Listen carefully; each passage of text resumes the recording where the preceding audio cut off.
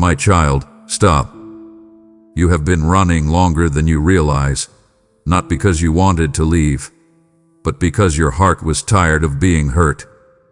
And I am speaking now because I refuse to let you keep running when you were never meant to do this alone. What you are about to hear is not gentle background noise. It is a calling meant to interrupt you, steady you, and bring you back to truth. Stay with me. Listen closely. Every word ahead is intentional, layered, and meant for this exact season of your life.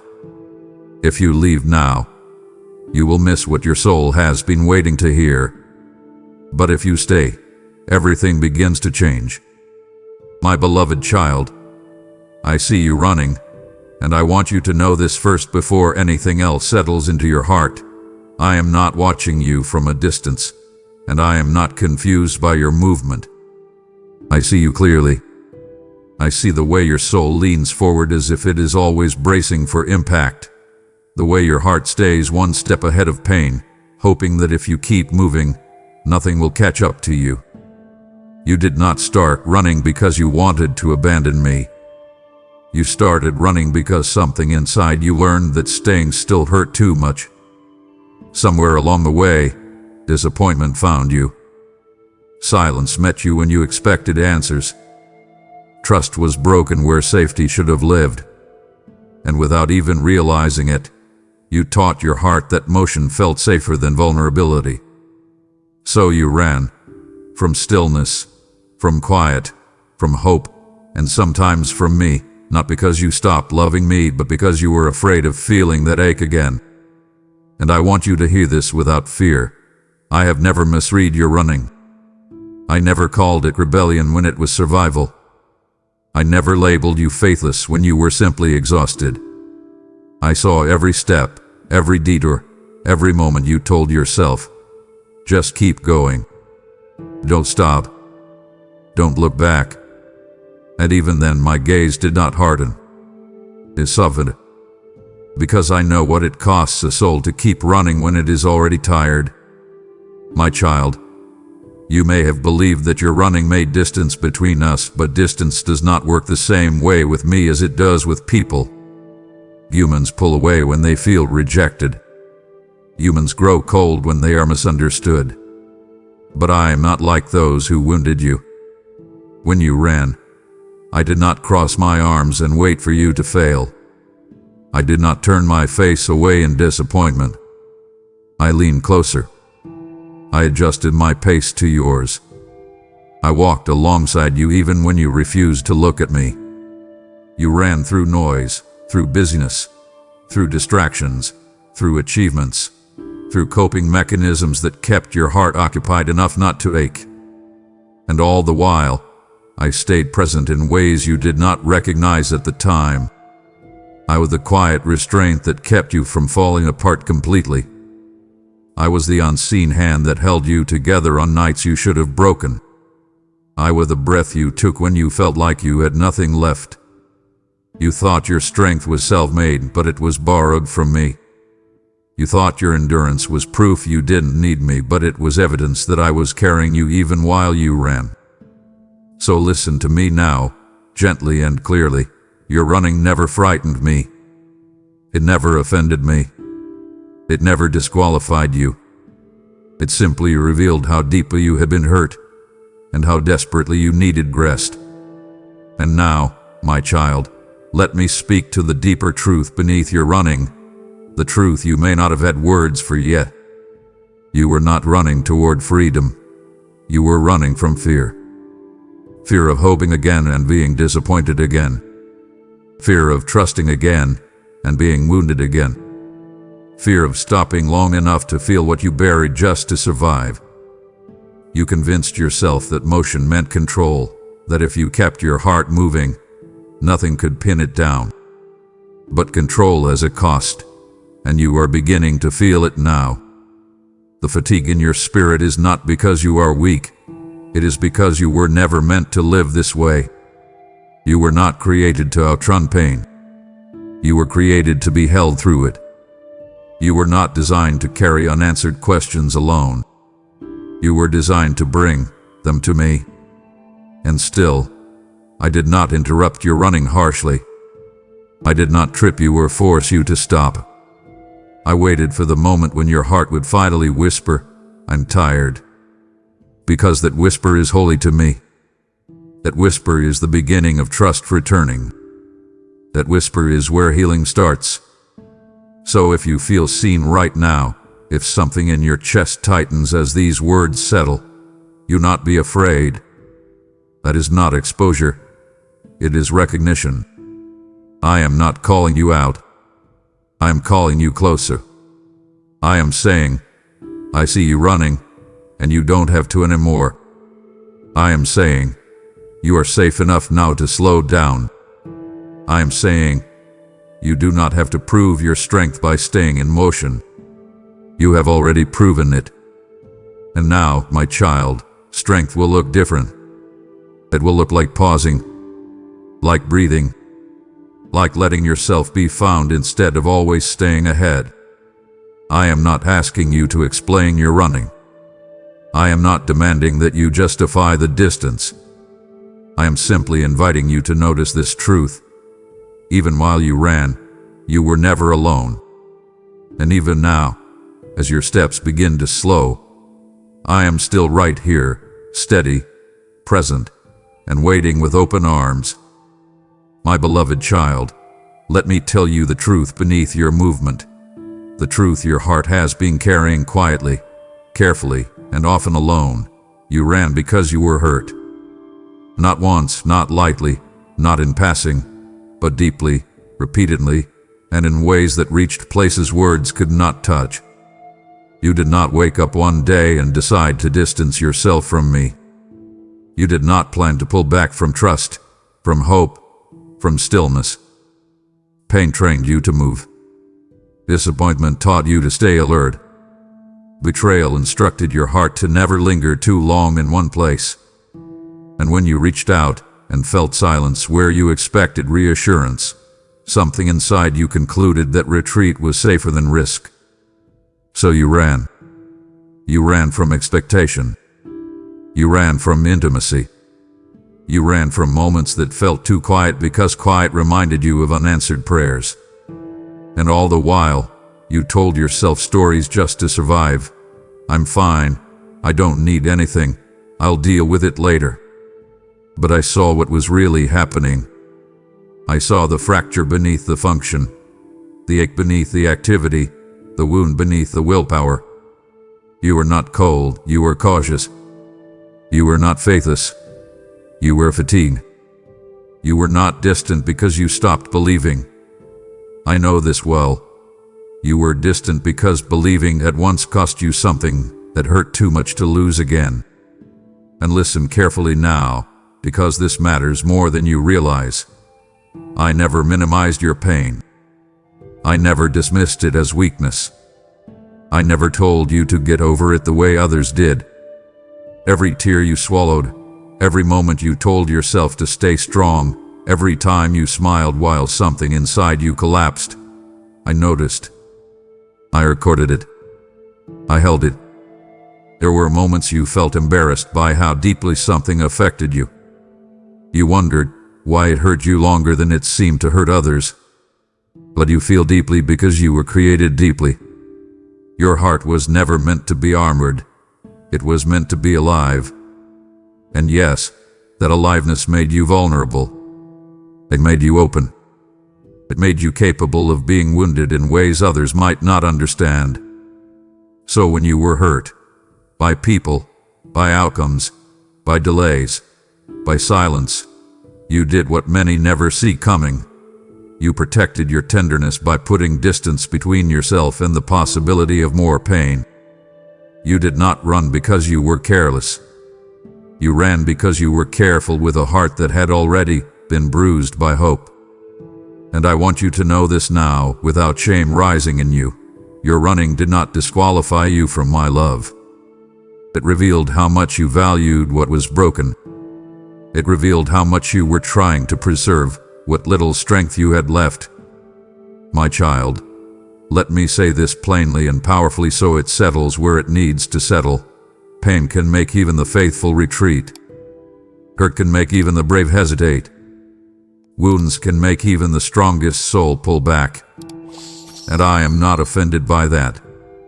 I am not shocked by that. I am compassionate toward that.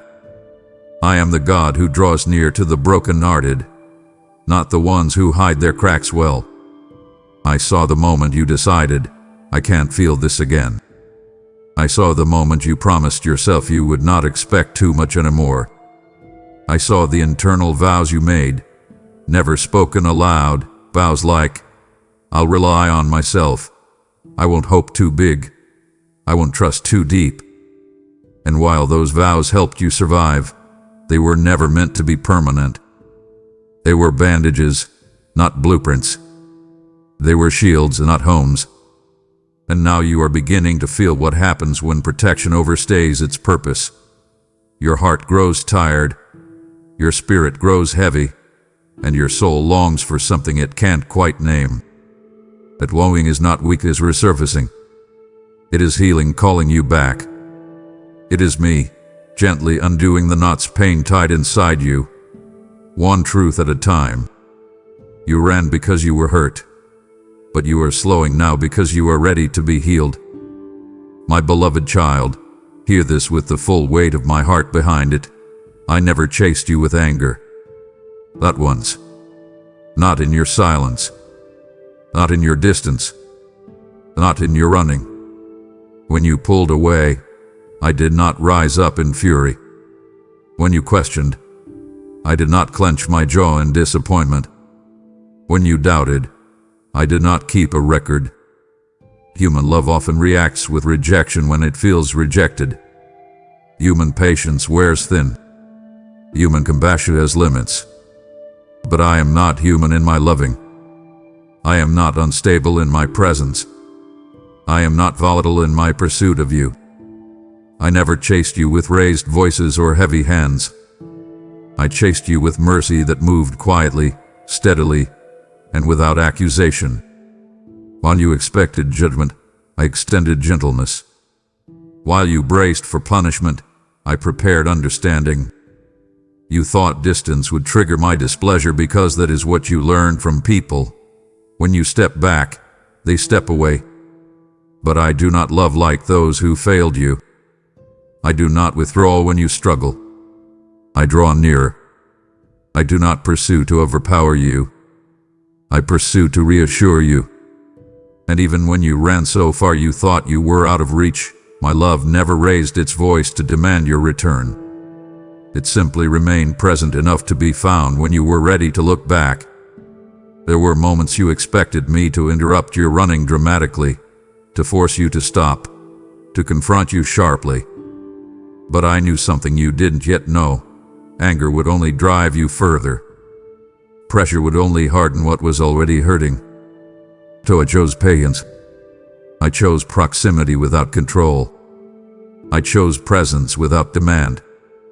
I allowed you space not because I was distant, but because I was wise. I knew that the heart heals best when it is not cornered. I knew that love restores best when it is not forced. And all the while, my mercy stayed close, closer than your distractions, closer than your coping mechanisms, closer than your fear. I was in the quiet moments you tried to avoid. I was in the pauses you filled with noise. I was in the questions you pushed away because you didn't know how to answer them. You may have felt alone, but you were never unaccompanied. You may have felt unseen, but you were never unobserved. My pursuit was gentle because your heart needed gentleness, not correction. It needed safety, not sermons. It needed reassurance, not rebuke. So let this truth undo a lie you may still be carrying. I am not angry with you. I was never angry with you. I am not waiting for you to come back so I can list where you went wrong. I am waiting so I can remind you where you belong. My love has never been reactive. It has always been redemptive. I do not chase to shame. I chase to save. I do not pursue to control. I pursue to restore. And even now, As these words settle into you, my posture toward you is the same as it has always been: open, steady, patient. I am not standing behind you with frustration. I am standing before you with compassion. I am not counting how long you were gone. I am rejoicing that your heart is finally turning toward home. So if fear has told you that returning will be met with disappointment, let that fear be silenced now. My child, I never chased you with anger. I followed you with love that waited, watched, and believed you would one day stop running. Not because you were forced to, but because you finally felt safe enough to be still. My beloved child, there came a time when your words grew tired. Not because you had nothing to say, but because you had said everything you knew how to say and still felt unheard. You prayed, and prayed again, and then prayed in silence because language began to feel small compared to the weight you were carrying. So you stopped talking. You stopped explaining. You stopped asking. You stopped knocking because your knuckles ached from doors that did not seem to open. And in that quiet, you wondered if I mistook your silence for indifference, if I assumed you no longer cared, if I stepped back because you stopped reaching out. Hear me now with clarity and comfort.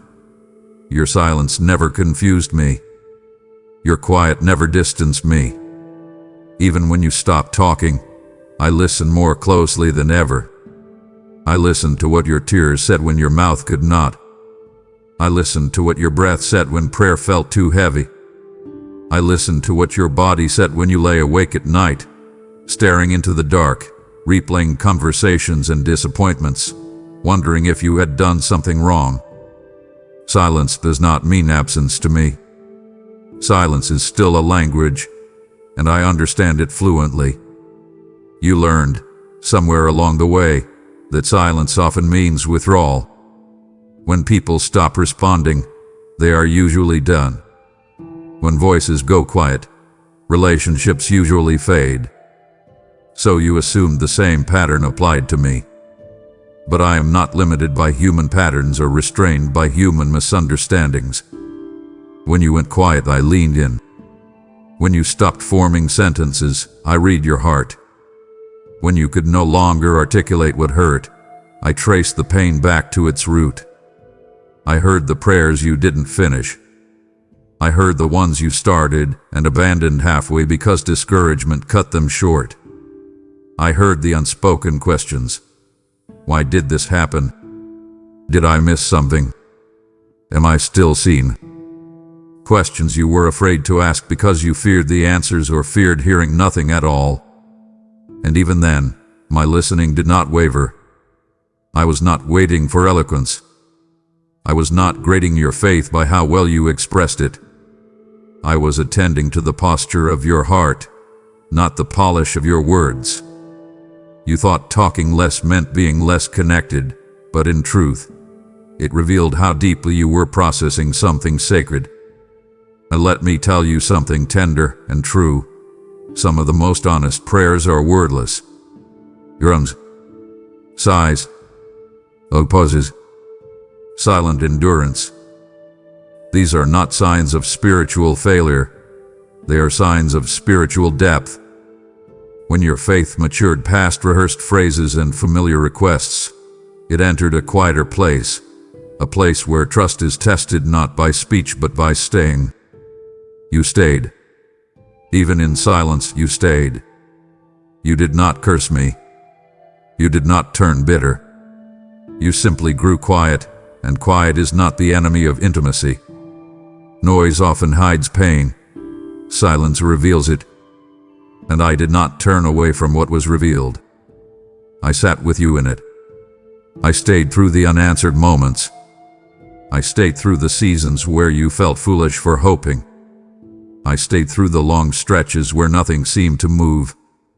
And now, as your heart begins to speak again, maybe slowly, maybe cautiously, I want you to know you never lost connection with me.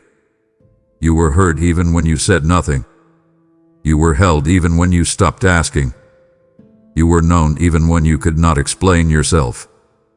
I listened then. I am listening now. I will always listen, especially when your voice is tired. My beloved child, this is where the ache grew sharpest, where the misunderstanding cut deepest. You thought I left. You didn't come to that conclusion suddenly. It formed slowly, quietly, like fog rolling in when no one is paying attention. You looked around at circumstances that did not change. You replayed prayers that did not seem answered. You noticed how long it had been since you last felt my nearness in a way you could name. And without realizing it, a thought settled into your heart. Maybe he moved on. Maybe I missed him. Maybe I waited too long. That thought hurt more than you admit, because it didn't just question my presence, it questioned your worth. You wondered if something about you made me withdraw, if your doubts disappointed me, if your running exhausted me, if your silence offended me. And so you filled in the gap with fear, because unanswered space often invites the loudest lies. But hear me now, with authority wrapped in tenderness. I never left. Not for a moment. Not for a breath. Not for a season. I stayed when the feelings faded. I stayed when the signs felt subtle. I stayed when my work was happening beneath the surface instead of in front of your eyes. You mistook my quietness for distance, but quietness is not absence, it is focus. There were things forming in you that noise would have disrupted. There were strengths being built that constant reassurance would have weakened. There were roots going deeper than your emotions could feel. And while you were scanning the horizon for evidence of me, I was right beside you, steady and unmoved, guarding what was becoming inside you. I stayed when others walked away. I stayed when your own confidence wavered. I stayed when you doubted your discernment. I stayed when hope felt naive. I stayed when time stretched longer than you expected. I stayed when the ache returned without warning. I stayed when you stopped expecting me to. And the truth is this: I am not drawn to you by your certainty. I am committed to you by my nature. I do not come and go based on your emotional clarity. I remain because remaining is who I am. My child, I stayed in ways you did not recognize at the time. I stayed in restraint, keeping certain doors closed so they would not destroy you. I stayed in protection, shielding you from outcomes you were not ready to carry. I stayed in redirection, letting some paths dissolve so better ones could form.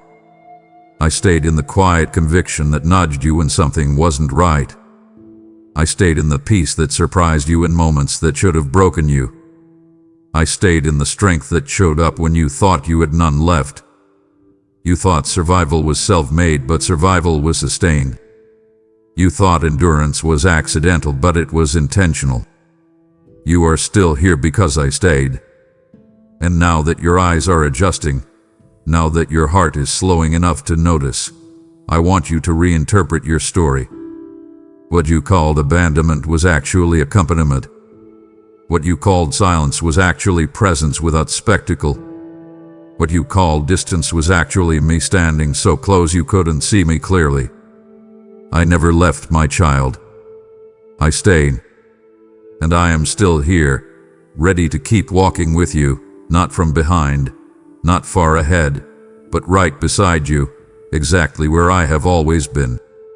My beloved child, I need you to hear this with clarity that cuts through every lie fear ever whispered to you. Your running did not scare me away.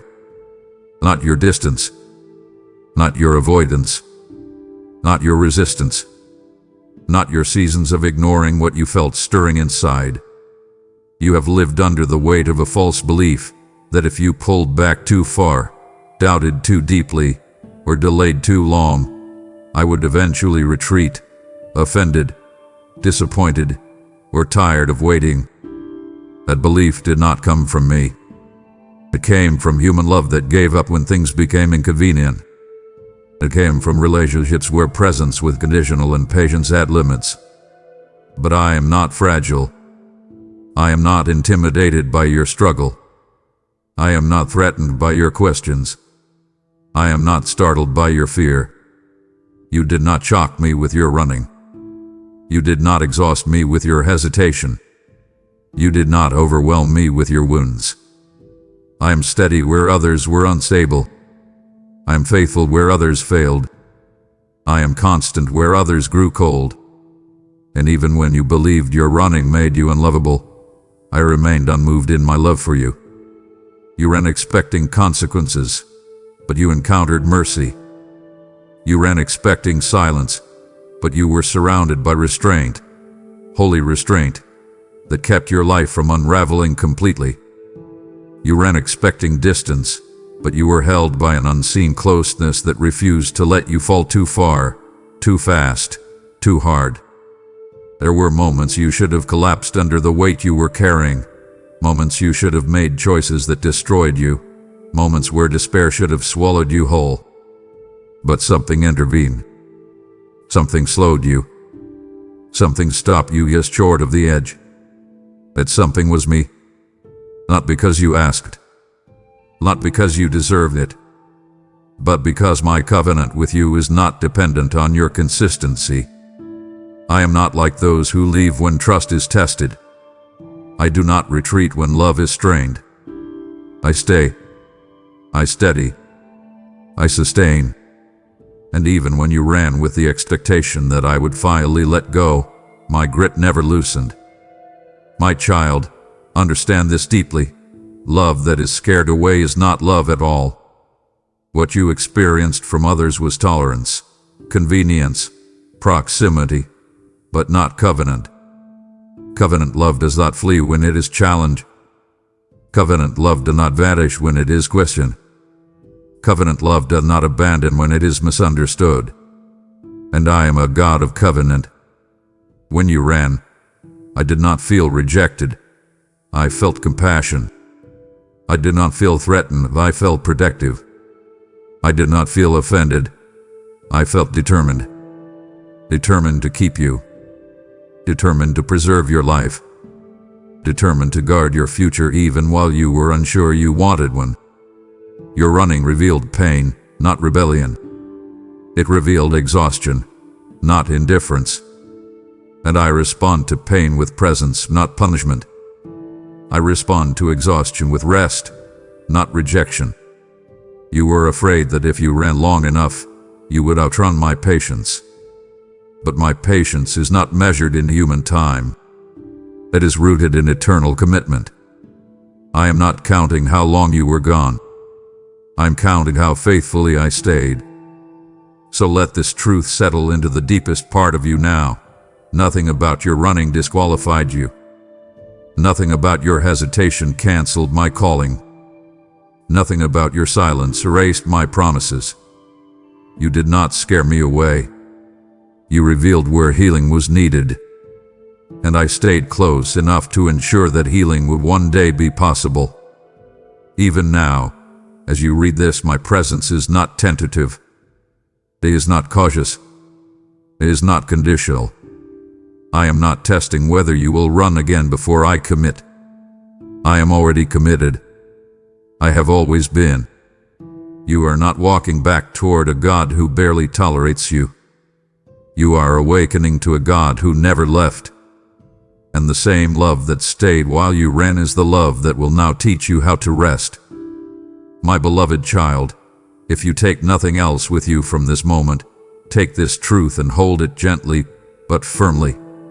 You were trying to survive. Not to rebel. Not to resist me. Not to abandon truth. You were trying to survive pain that overwhelmed your capacity, disappointment that outpaced your understanding, and silence that stretched longer than your strength. Survival does not always look noble. Sometimes it looks like withdrawal. Sometimes it looks like numbing. Sometimes it looks like staying busy so you don't have to feel. Sometimes it looks like running because standing still would mean collapsing. And I never mistook your survival instincts for spiritual failure. I never labeled your coping as lack of faith. I never confused your exhaustion with disobedience. I saw the context. I saw the weight. I saw how much you were carrying with so little support. You adapted because you had to. You hardened in places because softness felt dangerous. You pulled back because exposure felt unbearable.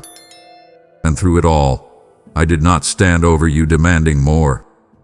I stood beside you supplying what you lacked. You survived nights you never thought you would make it through. You survived conversations that shattered your expectations. You survived waiting seasons that felt endless. You survived hoping and being disappointed again and again. And you did not survive because you were strong enough on your own. You survived because I was breathing life into you when you had none left to generate. I was sustaining your mind when it wanted to give up. I was stabilizing your heart when it threatened to collapse inward. Survival was not evidence of distance from me. It was evidence of my intervention. There were days you functioned on fumes and wondered how you were still standing. There were moments you should have quit entirely but didn't know why you kept going. That was not accident. That was not coincidence. That was grace in motion. Grace that carried you when you could not carry yourself. Grace that shielded you when you were exposed. Grace that stayed quiet so you would not feel overwhelmed by its weight. My child, survival was never meant to be your final destination. It was a bridge. A necessary one. A holy one. A temporary one. You adapted to endure. But now I am inviting you to heal. You built walls to survive. But now I am offering safety to rest. You learned to function without feeling. But now I am teaching you how to feel without fear. Survival kept you alive, but it cannot make you whole. And I am not disappointed in how you survive. I am proud that you endured. I honor the resilience it took to keep breathing when life felt unbearable. But hear me clearly now. You do not have to live in survival mode anymore. The danger that required constant vigilance has passed. The season that demanded numbness is ending. You are not being asked to undo everything at once. You are being invited to exhale, to loosen your grip, to let me hold what you have been gripping so tightly for so long. So if your heart feels tender right now, that is not weakness, it is thawing. If your emotions feel closer to the surface, that is not regression, it is restoration. If you feel tired in a new way, it is not because you are failing. It is because your body and soul finally sense that they are safe enough to rest. You were trying to survive, and you did. Now, my child, let me teach you how to live again. Not on edge, not in fear, not in constant motion, but anchored, held, and at peace. When you are ready, I will continue with message point 8. My beloved child, even while your feet kept moving forward, your heart kept turning around. You did not notice it at first, because survival trains the body to move and the soul to suppress. But I saw it clearly. I saw the pauses you pretended were nothing. I saw the moments you slowed just enough to breathe, just enough to remember, just enough to wonder if I was still there. You called it nostalgia. You called it weakness. You called it distraction. But it was none of those things. It was longing. It was memory stirring. It was truth refusing to stay buried. You were running, yes, but you were also looking back. Back toward moments when your heart felt safe. Back toward a presence that once steadied you. Back toward a love that did not demand perfection. And every time you glanced over your shoulder, something inside you whispered, "What if he's still there?" That whisper did not come from fear. It came from hope that refused to die, even when you tried to silence it. I placed that whisper there. I guarded it. I sustained it through your running so that when the time was right, it would rise again and guide you home. You tried to outrun that looking back. You filled your life with motion, more noise, more plans, more responsibilities, because stillness made the memories louder. And those memories were dangerous, not because they hurt, but because they reminded you of what intimacy felt like. They reminded you that your soul had once rested. They reminded you that faith had once been simple before it became complicated by disappointment. And you feared that if you looked back too long, your heart would break open again. So you told yourself stories. I've moved on. I don't need that anymore. That season is over. But your heart told a different story. It tugged. It paused. It ached quietly. And I watched every one of those moments with tenderness, not accusation. I did not say, "Why are you still looking back?" I said, "Thank you for remembering." Because memory is not regression.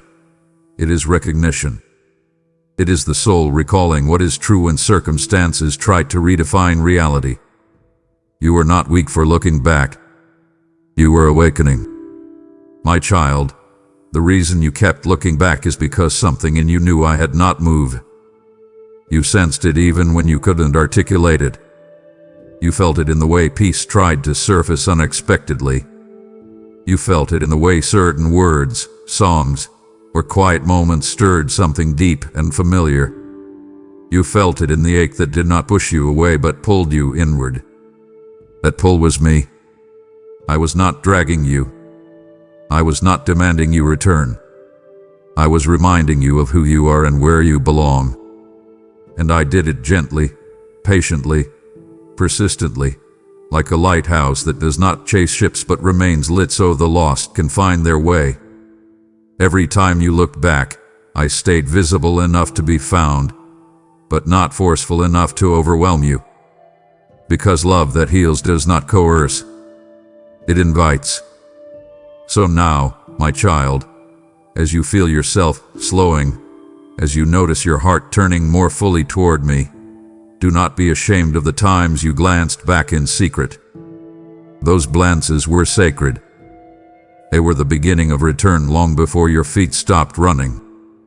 They were the first cracks in the armor you built to survive. They were evidence that your heart was still alive, still responsive, still capable of longing for truth. You were never as far gone as you thought. You were already turning before you realized it. And now, as your gaze settles not behind you but toward me, I want you to know this. Every time you looked back, I was there. Still steady, still open, still waiting, not impatiently, not resentfully, but with joy that whispered, "They are coming home." My child, as you realize you were already turning back toward me, understand this. Your return is not only for you.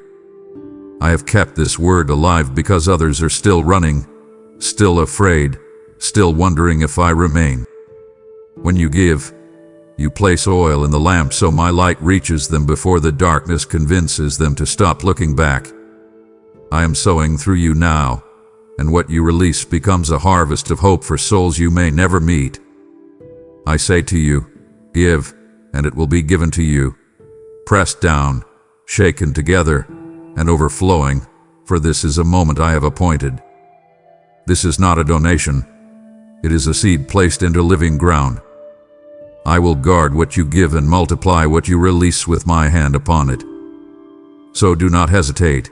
Support this work now through Super Thanks, membership, or PayPal, and let my word keep calling my children home. My beloved child, hear me clearly now, because this truth must cut through the deepest fear you have carried. I did not forget your name. Not when you doubted. Not when you ran. Not when you went quiet. Not when you felt interchangeable, replaceable, overlooked, or forgotten. People forgot you. Circumstances erase your efforts. Seasons moved on without acknowledging what you endured. But I never forgot your name. I did not reduce you to your mistakes. I did not summarize you by your worst moments. I did not label you by your distance. Your name never slipped from my lips. Your identity never blurred in my sight. You are not a number to me.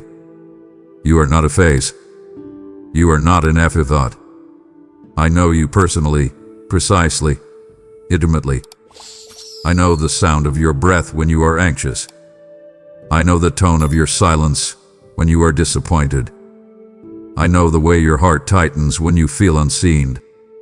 And through it all, I have called you by name, not the name fear gave you, not the name failure whispered to you, but the name I spoke with purpose before you ever struggled.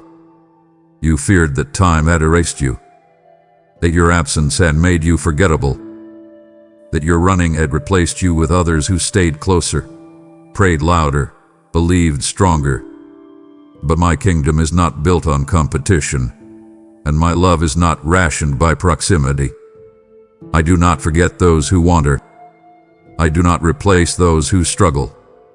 I do not move on from those who are hurting. When you pulled back, you thought I would turn my attention elsewhere. But attention does not work that way with me. My gaze is not limited. My care is not divided. I can hold the universe together and still hold your name close. I remembered you in your silence. I remembered you when you felt invisible. I remembered you when your own confidence in who you were began to fade. Even when you questioned your place, I never questioned your belonging. My child, there is power in being named. Names anchor identity. They remind the soul that it is known. And while others may have called you too much, too sensitive, too slow, too late, I have always called you mine. I have called you beloved. I have called you chosen. I have called you worthy of patience, worthy of care, worthy of time. And even when you stopped calling on me, I kept calling on you, quietly, consistently, faithfully, until your heart was ready to respond again. That is why something stirred when you heard these words. That is why your chest tightened when you read this point. That is why tears feel close even if you don't fully understand why. Because being remembered touches places nothing else can reach.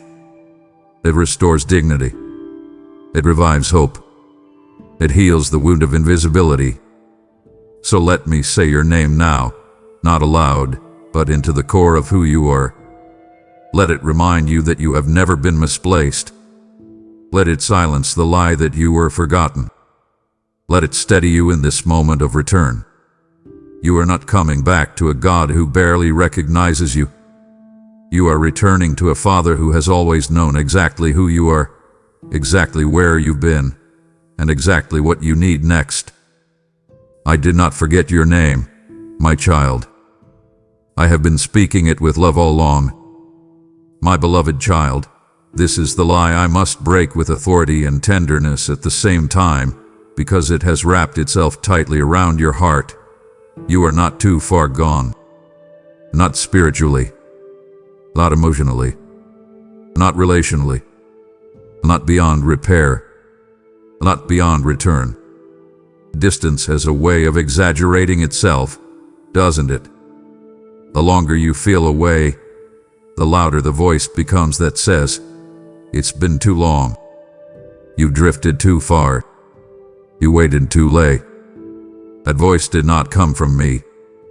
It came from fear rehearsing itself until it sounded like truth. It came from shame repeating the same sentence until your soul accepted it as fact. And I am speaking now to interrupt that cycle. You measure distance by time, by effort, by behavior, by consistency. I measure distance differently. I measure it by willingness. I measure it by openness. I measure it by a heart that is still responsive, still listening, still turning, even if slowly. And the very fact that you are here, reading these words, feeling this stirring, means you are not far at all. You are closer than you think. You always have been. You assume that distance accumulates like debt, that the longer you stayed away, the harder it would be to return. But my grace does not compound interest. It does not grow colder with time. It does not become reluctant the longer you hesitate. Grace remains ready. Mercy remains near. Love remains available. You thought you crossed an invisible line somewhere. One too many doubts, one too many delays, one too many missed moments, and that now you were on the outside looking in. But I do not draw lines like that. I do not close doors because someone struggled. I do not lock hearts out because they wandered. You are not too far gone. You are simply tired from carrying a belief that was never true. And that belief has weighed on you heavier than the distance itself. My child, let me tell you something with repetition, because repetition roots truth where lies once lived. You are not too far gone. You are not too late. You are not disqualified. You are not forgotten. You are not beyond restoration. Say it again in your spirit. Not too far gone. Every step you thought took you further away has actually been drawing you toward this moment of clarity. Even your wandering taught you what your soul cannot live without. Even your distance sharpened your hunger for what is real. You did not waste the season you feared ruined you. I can redeem what you thought was lost. I can restore what you believed was damaged beyond repair. I can bring life back into places you assumed were permanently dormant. Nothing in your story has surprised me. Nothing has undone my plans. Nothing has exceeded my reach. So let the weight of that fear begin to loosen now. Let the exaggeration of distance collapse under the truth of my nearness. Let the lie lose its grip. You are not standing on the edge of no return. You are standing at the threshold of coming home. And home is not far. It never was. My beloved child, this truth may undo you gently, but let it. I stayed where you left me. Not because I was up. Not because I could not move. But because love waits without relocating its heart. You thought you would have to find me somewhere new, some higher level of faith, some deeper spiritual place, some cleaner, more disciplined version of yourself. But I did not move the place where we last met. I did not abandon that sacred ground just because you walked away from it. I stayed there, knowing that one day your heart would remember the way back. I stayed there, not frozen in time, but faithful in posture. Faithful to who I am. Faithful to who you were. Faithful to what we shared before fear interrupted it. You thought return would require rediscovery, but it only requires recognition. I am not hidden. I am not distant. I am exactly where you last felt me, waiting not impatiently, but expectantly. You assumed I would relocate my presence to punish your absence.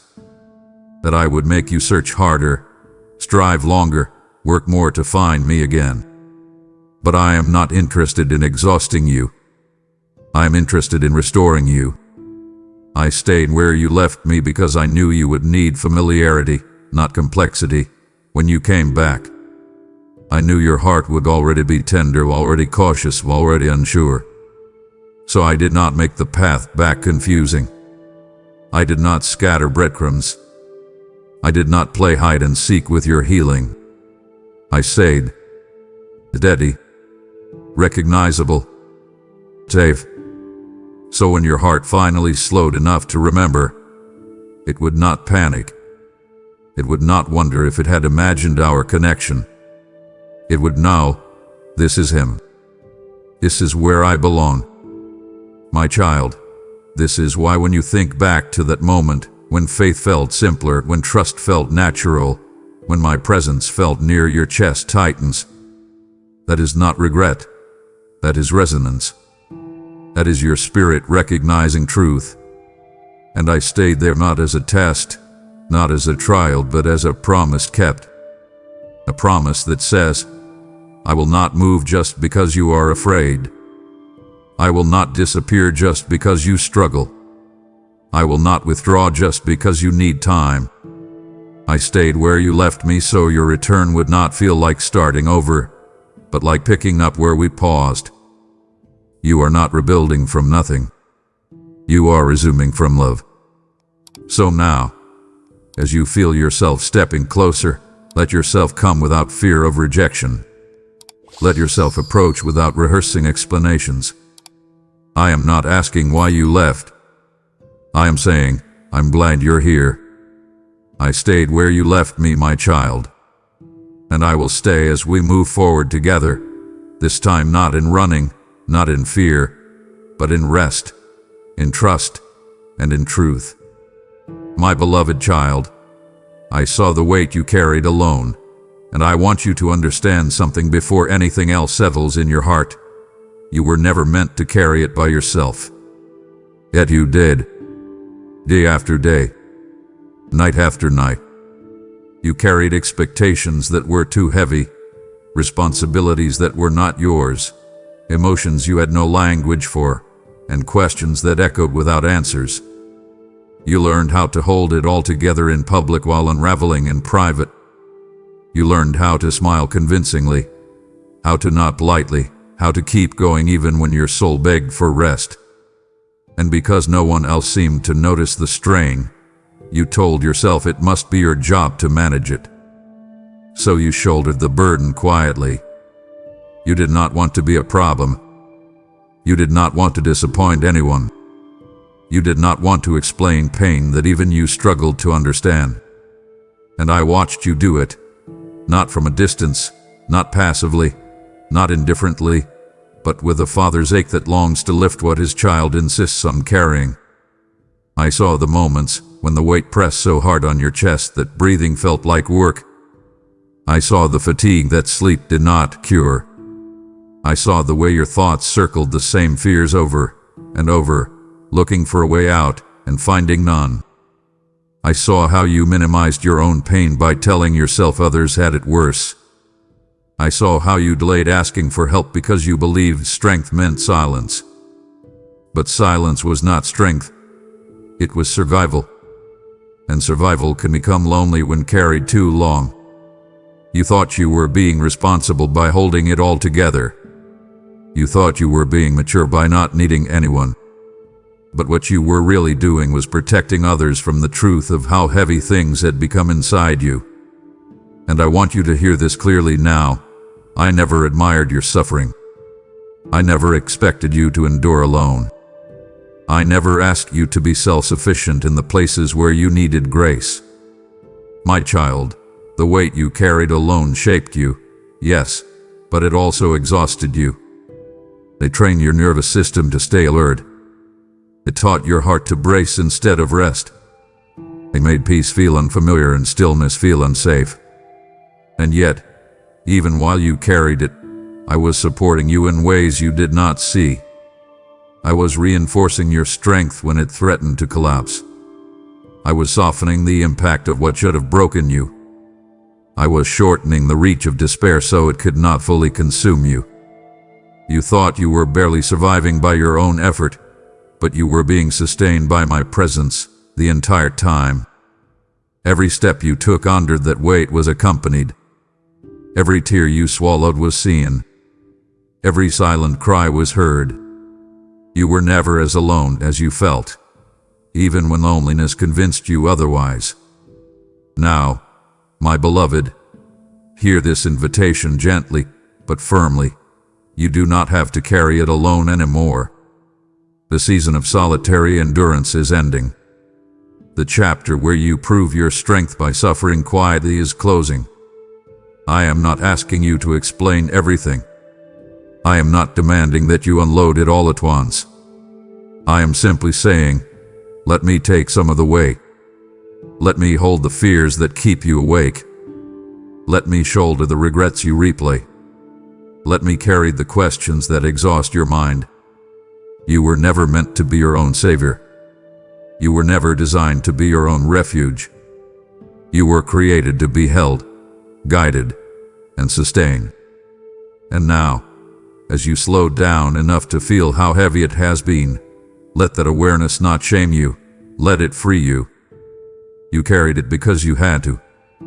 You can release it now because you are safe. My beloved child, this truth may surprise you, but it will also heal you if you let it. Even when you ran from me, you were running toward healing. Not intentionally, not consciously, but inevitably. Because I am the source of healing, and even your avoidance could not erase your hunger for wholeness. You thought you were escaping pain, escaping disappointment, escaping vulnerability. But beneath every step away was a deeper desire to feel better, to feel lighter, to feel whole again. You did not run because you wanted destruction. You ran because you wanted relief. And while your methods were imperfect, your motive was not wrong. I saw the intention beneath the action. I saw the longing beneath the fear. I saw the desire for peace beneath the resistance to trust. And I did not condemn that desire. I honored it. You sought healing in motion because stillness felt dangerous. You sought relief in distraction because quiet made the ache louder. You sought strength in independence because dependence had once disappointed you. And though none of these paths could fully heal you, they kept you alive long enough to reach this moment. They were incomplete solutions, yes, but they were attempts. And I do not despise attempts. I redeem them. I use them. I weave them into the story even when they are messy. Even when you thought you were moving away from me, you were moving away from what hurt you, and that movement mattered. It kept despair from swallowing you. It kept hopelessness from settling permanently. It kept your heart searching, even if it did not yet know what it was searching for. My child, healing is rarely a straight line. It is often a winding path with detours, pauses, and wrong turns that still lead forward. You judge yourself harshly for how you cope. You believe that if you had been stronger, more faithful, more disciplined, you would not have needed to run. But hear me now. Healing does not begin with perfection. It begins with honesty. And your running was an honest response to pain you did not yet know how to process. I was not absent from that process. I was present within it, guiding gently, restraining quietly, protecting fiercely. Even when you chose paths I did not design as permanent, I used them as bridges. Bridges that brought you here. Bridges that taught you what does not heal so you could recognize what does. So now, my beloved, let go of the shame attached to your journey. Let go of the belief that healing only counts if it looks holy from the outside. I have been at work in you longer than you realize. Every step that kept you alive mattered. Every instinct that sought relief mattered. Every moment you chose not to give up mattered. You did not fail your way into this moment. You survived your way here. And now, you no longer have to run toward healing indirectly. You can come directly.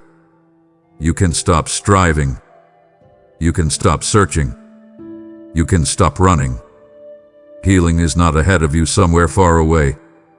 It is here. It is now. It is me, standing before you, inviting you to rest in the very presence you were always seeking. My beloved child, even when you convinced yourself you had nowhere safe to land, I never stopped being your refuge. You may not have run to me, but you never escaped from me.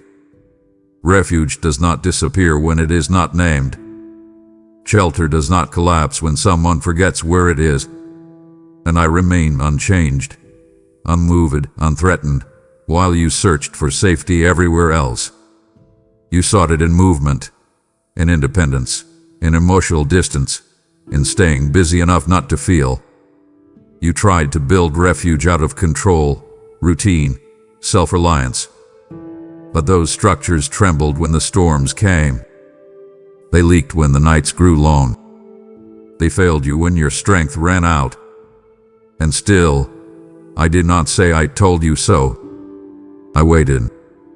Because I knew something you did not yet know. When every false refuge falls apart, the soul finally remembers the true one. And that remembering is not failure, it is awakening. You thought refuge meant certainty. You thought it meant answers, clarity, immediate relief.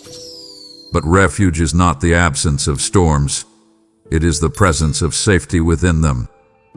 I was your refuge when you didn't break under pressure you shouldn't have survived. I was your refuge when fear surged but did not take over. I was your refuge when your thoughts spiraled but your life remained intact. I was your refuge when despair knocked but did not move in. You called it luck. You called it resilience. You called it coincidence. But it was covering. It was shelter. It was me. And even when you resisted resting in me, I still absorbed the impact of what hit you. I still softened the blows you never saw coming. I still limited what the darkness could do. Refuge is not always felt, but it is always effective. My child, this is where your exhaustion has been coming from. You have been trying to live without refuge, and the soul was never designed for that. The heart was never meant to be self-sheltering. You have been bracing instead of resting, guarding instead of breathing, surviving instead of dwelling. And survival has a sound, sharp, short, restless. But refuge has a different sound. It is slower. Zavu. Diru. It is the sound of exhale after long strain. And now, you are beginning to hear it again. That quiet longing you feel is not weakness returning. It is rest calling you home. I am not asking you to leap into trust. I am inviting you to lean. Lean into the truth that you do not have to be on guard anymore. Lean into the safety that never left. Lean into the refuge that remained even when you forgot its name. So come, not dramatically, not perfectly, not with rehearsed faith, but honestly. Come tired. Come guarded. Come à jour. Refuge does not require strength. It provides it. Refuge does not demand explanation. It offers rest. Refuge does not scold the storm-worn. It covers them.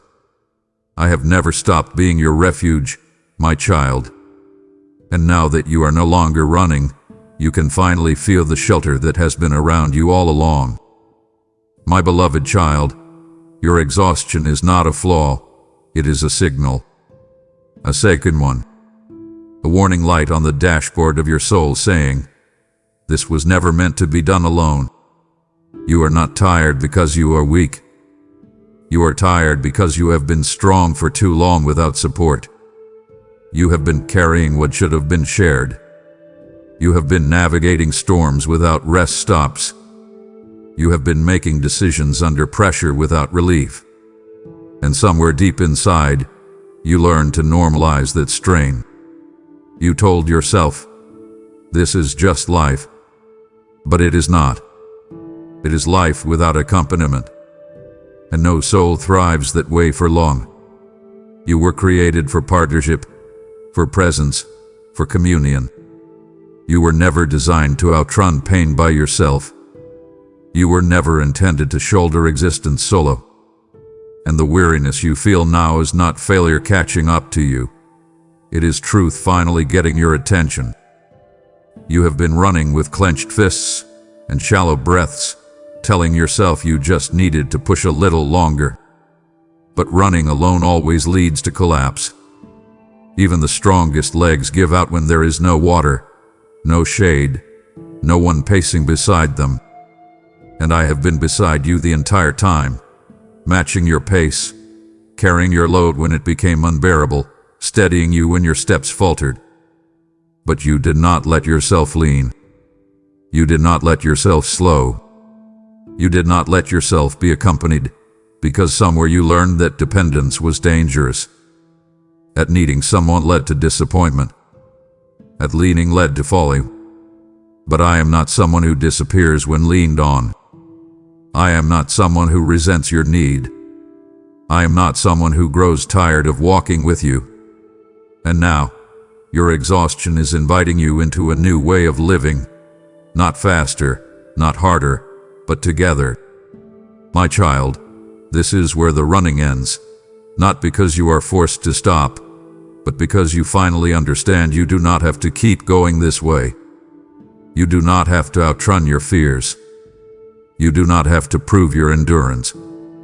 You do not have to stay ahead of pain. You can walk now. Slowly.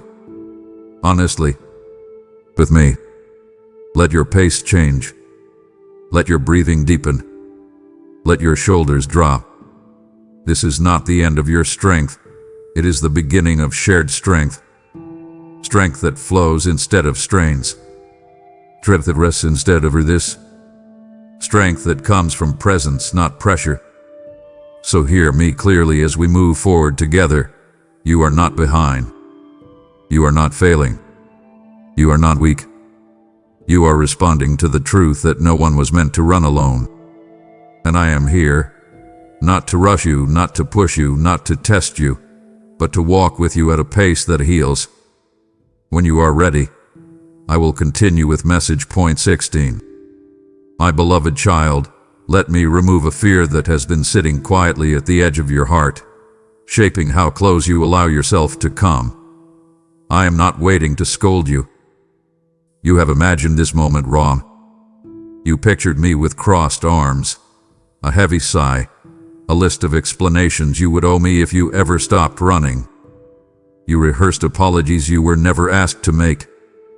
You anticipated disappointment because disappointment is what you learn to expect when you return to people after distance. But I am not standing here with correction on my tongue and frustration in my eyes. I am standing here with relief. Relief that you slowed down. Relief that you listened. Relief that you did not disappear entirely. I am not interested in tallying your absences. I am interested in restoring your presence. And presence does not begin with scolding. It begins with safety. You learned early that returning often came with consequences. That distance had to be paid for. That love became conditional once trust was strained. So you assumed the same rule applied here. You thought coming back would reopen old wounds, invite interrogation, or expose you to judgment. That fear kept you hesitating longer than necessary. But listen carefully now.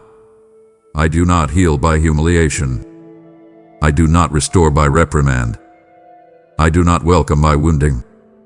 My correction, when it comes, is gentle and purposeful.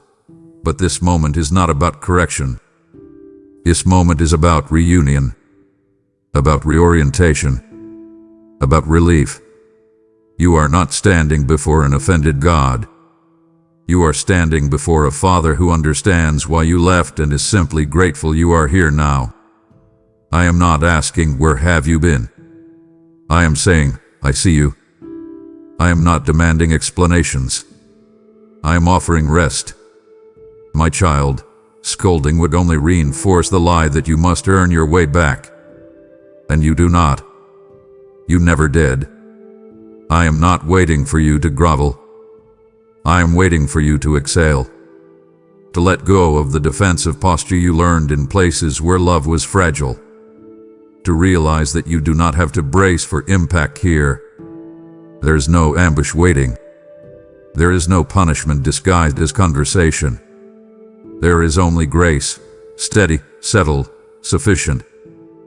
And as you let that truth sink in, you may feel something unfamiliar, relief without suspicion, peace without strings, acceptance without interrogation. That is what safety feels like. That is what home feels like. And that is what I am offering you now. My beloved, now that you know you stand before me without fear, let me invite you into partnership, not obligation. I am using this message to create safe places for wounded hearts to return, and your giving becomes shelter for those still exposed. When you give, you are not paying for grace, you are extending it. like manna that appears where strength has failed. I am the Lord who supplies seed to the sower, and I am speaking that promise to you now, alive and present.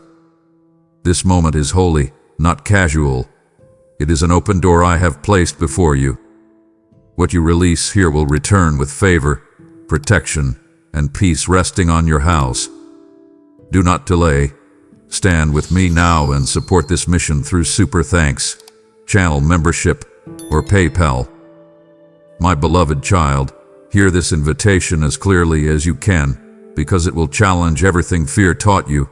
Come back without explaining. You have spent so much time crafting reasons, justifications, timelines, trying to make your return make sense, trying to make it acceptable, trying to make it palatable. You thought if you could explain yourself well enough, you would be received more gently. But you do not need a defense here. You do not need a narrative. You do not need to convince me that your pain was real or your absence was justified. I already know. Explanations are for places where understanding is limited. My understanding is not. You do not need the right words. You only need honesty. And honesty sometimes sounds like nothing more than a quiet, "I'm here." You learned to explain yourself because misunderstanding cost you. Silence was misread. Pauses were punny. Vulnerability was used against you. So you adapted by over-communicating, over-clarifying, over-defending. But here, you are safe to be simple. You can come tired without narrating your exhaustion. You can come winded without recounting every detail. You can come unsure without presenting a plan. I am not grading your return. I am receiving your heart. And hearts do not need explanations to be welcomed. They need space to settle. They need permission to be as they are. They need time to remember how to trust. So come back without explaining why you ran. Come back without explaining why it took so long. Come back without explaining what broke you or how you survive. Let your presence speak for itself. Let your willingness be enough.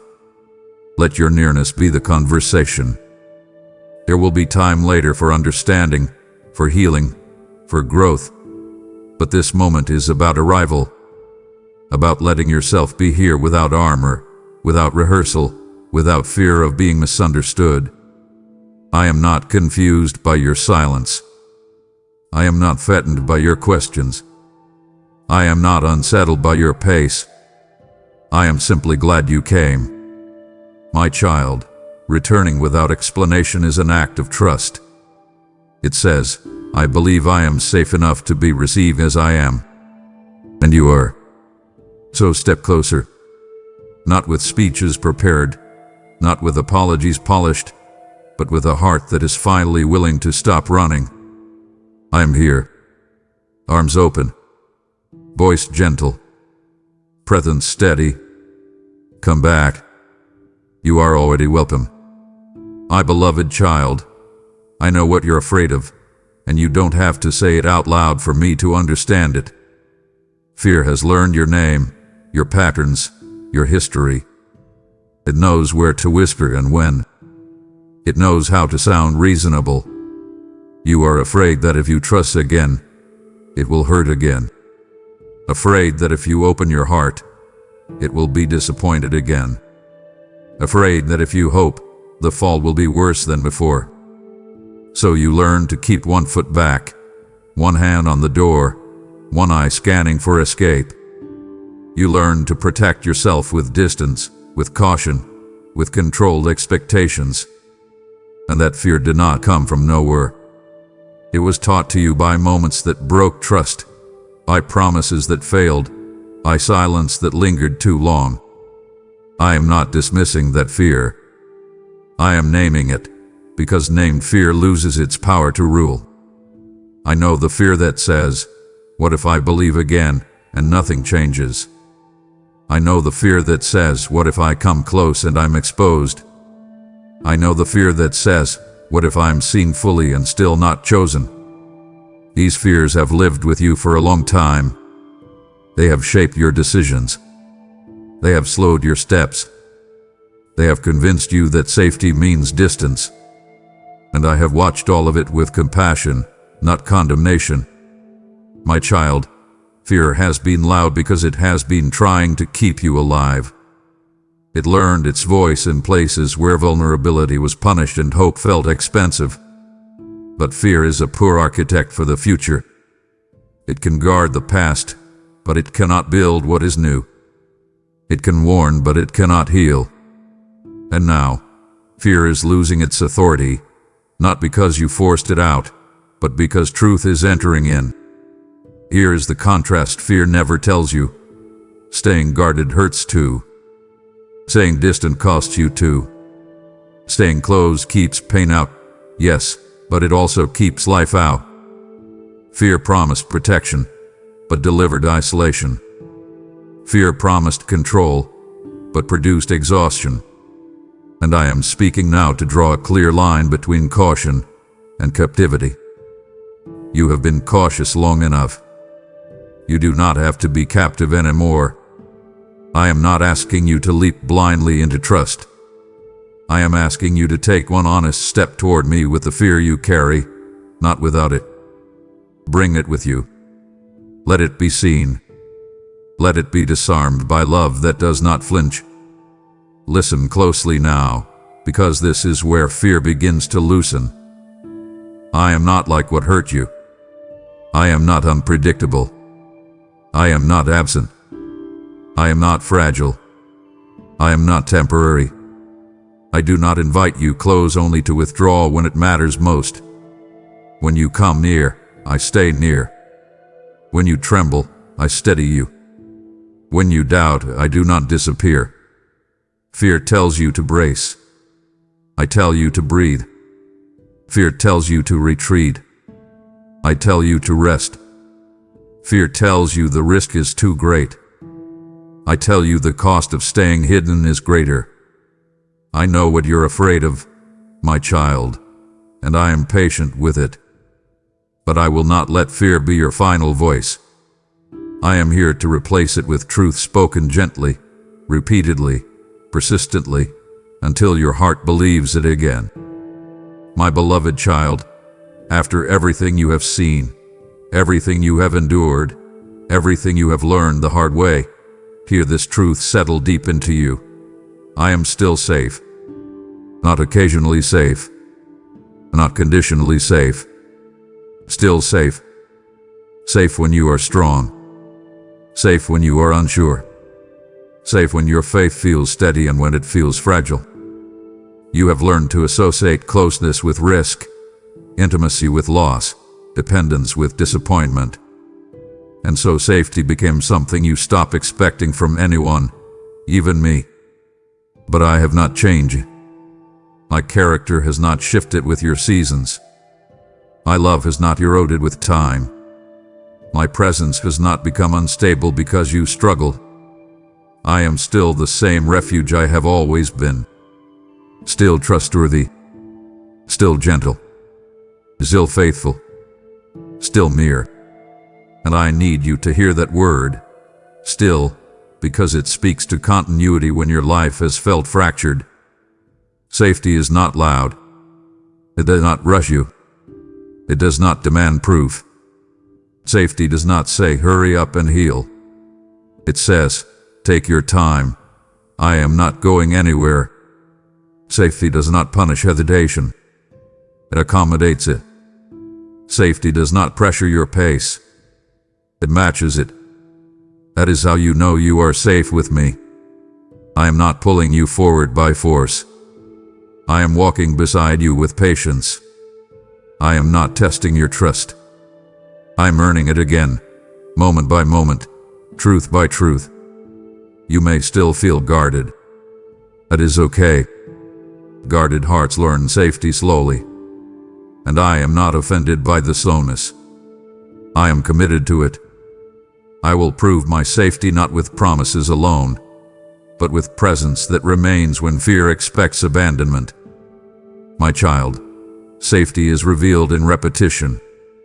inconsistency. In contrast, others left when things became complicated. I stayed. Others grew distant when you struggled. I drew nearer. Others required performance. I offered presence. Others demanded answers. I provided rest. This pattern matters. Let it register. Let it rewire what fear taught you. I am not safe because nothing bad ever happens. I am safe because nothing bad can separate you from me. Storms may come, but you will not face them alone. Questions may rise, but you will not be dismissed for asking them.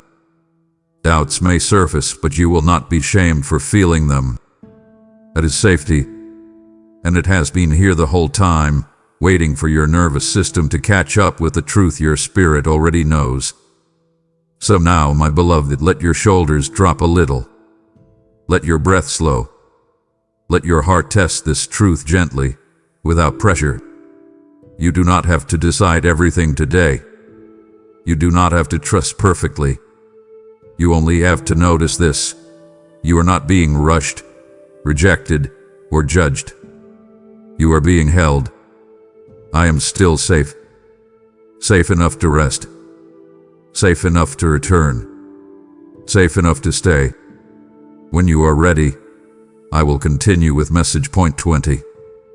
My beloved child, let me speak directly to the striving that has lived quietly inside you for far too long. You don't have to prove anything. Not to me. Not about your faith. Not about your worth. Not about how much you've grown or how sorry you are or how committed you plan to be this time. Proof has exhausted you.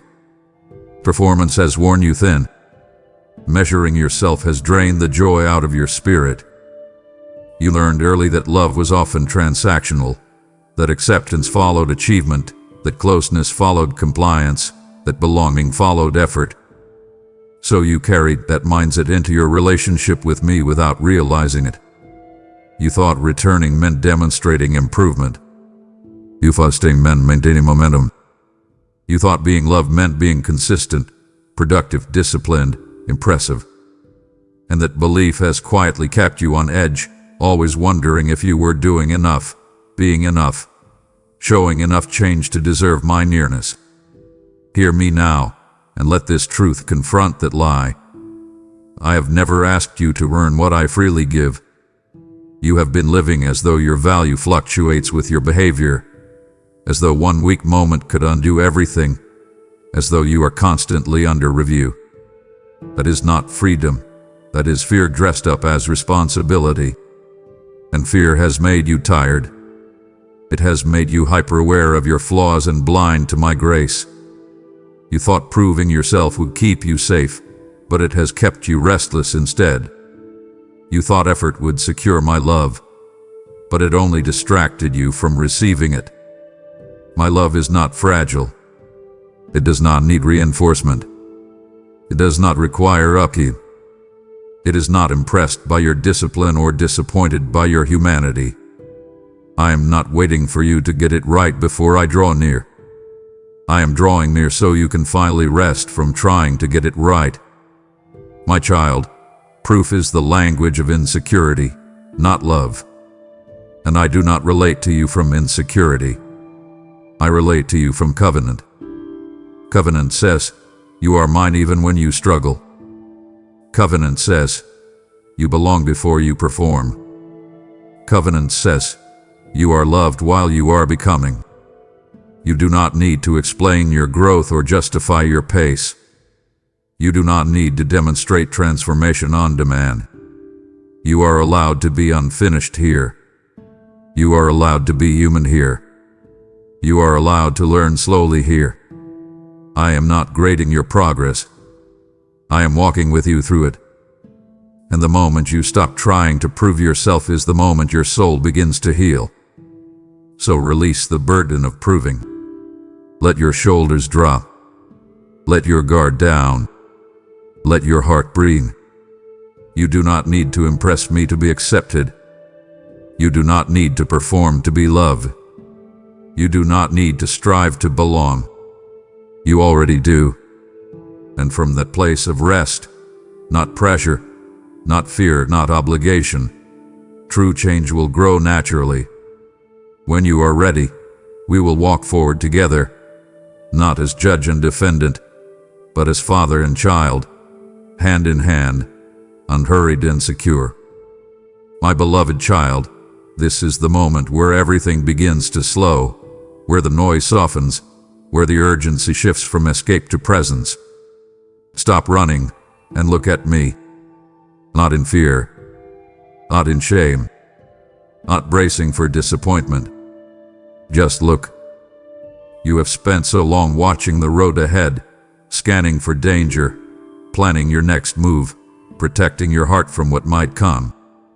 You forgot what it feels like to simply be seen while you see me. And yet, this is where healing deepens, not in motion, not in strategy, not in self-protection, but in presence. Running kept you alive, yes, but it also kept you from rest.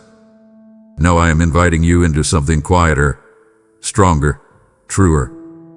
I am inviting you to stop, not because you failed, but because you no longer need to flee. Looking at me will feel vulnerable at first. You may feel exposed, uncertain, unsure of what will happen if you really meet my gaze. That is okay. Vulnerability often feels like danger to a heart that has learned to survive. But I want you to notice something as you look. There is no accusation in my eyes. No disappointment. No frustration. Only recognition. Relief. Love. You are not being inspected. You are being received. And as you hold my gaze, something will begin to change inside you. Your breathing will deepen. Your thoughts will sow. Your nervous system will realize it does not have to stay on high alert.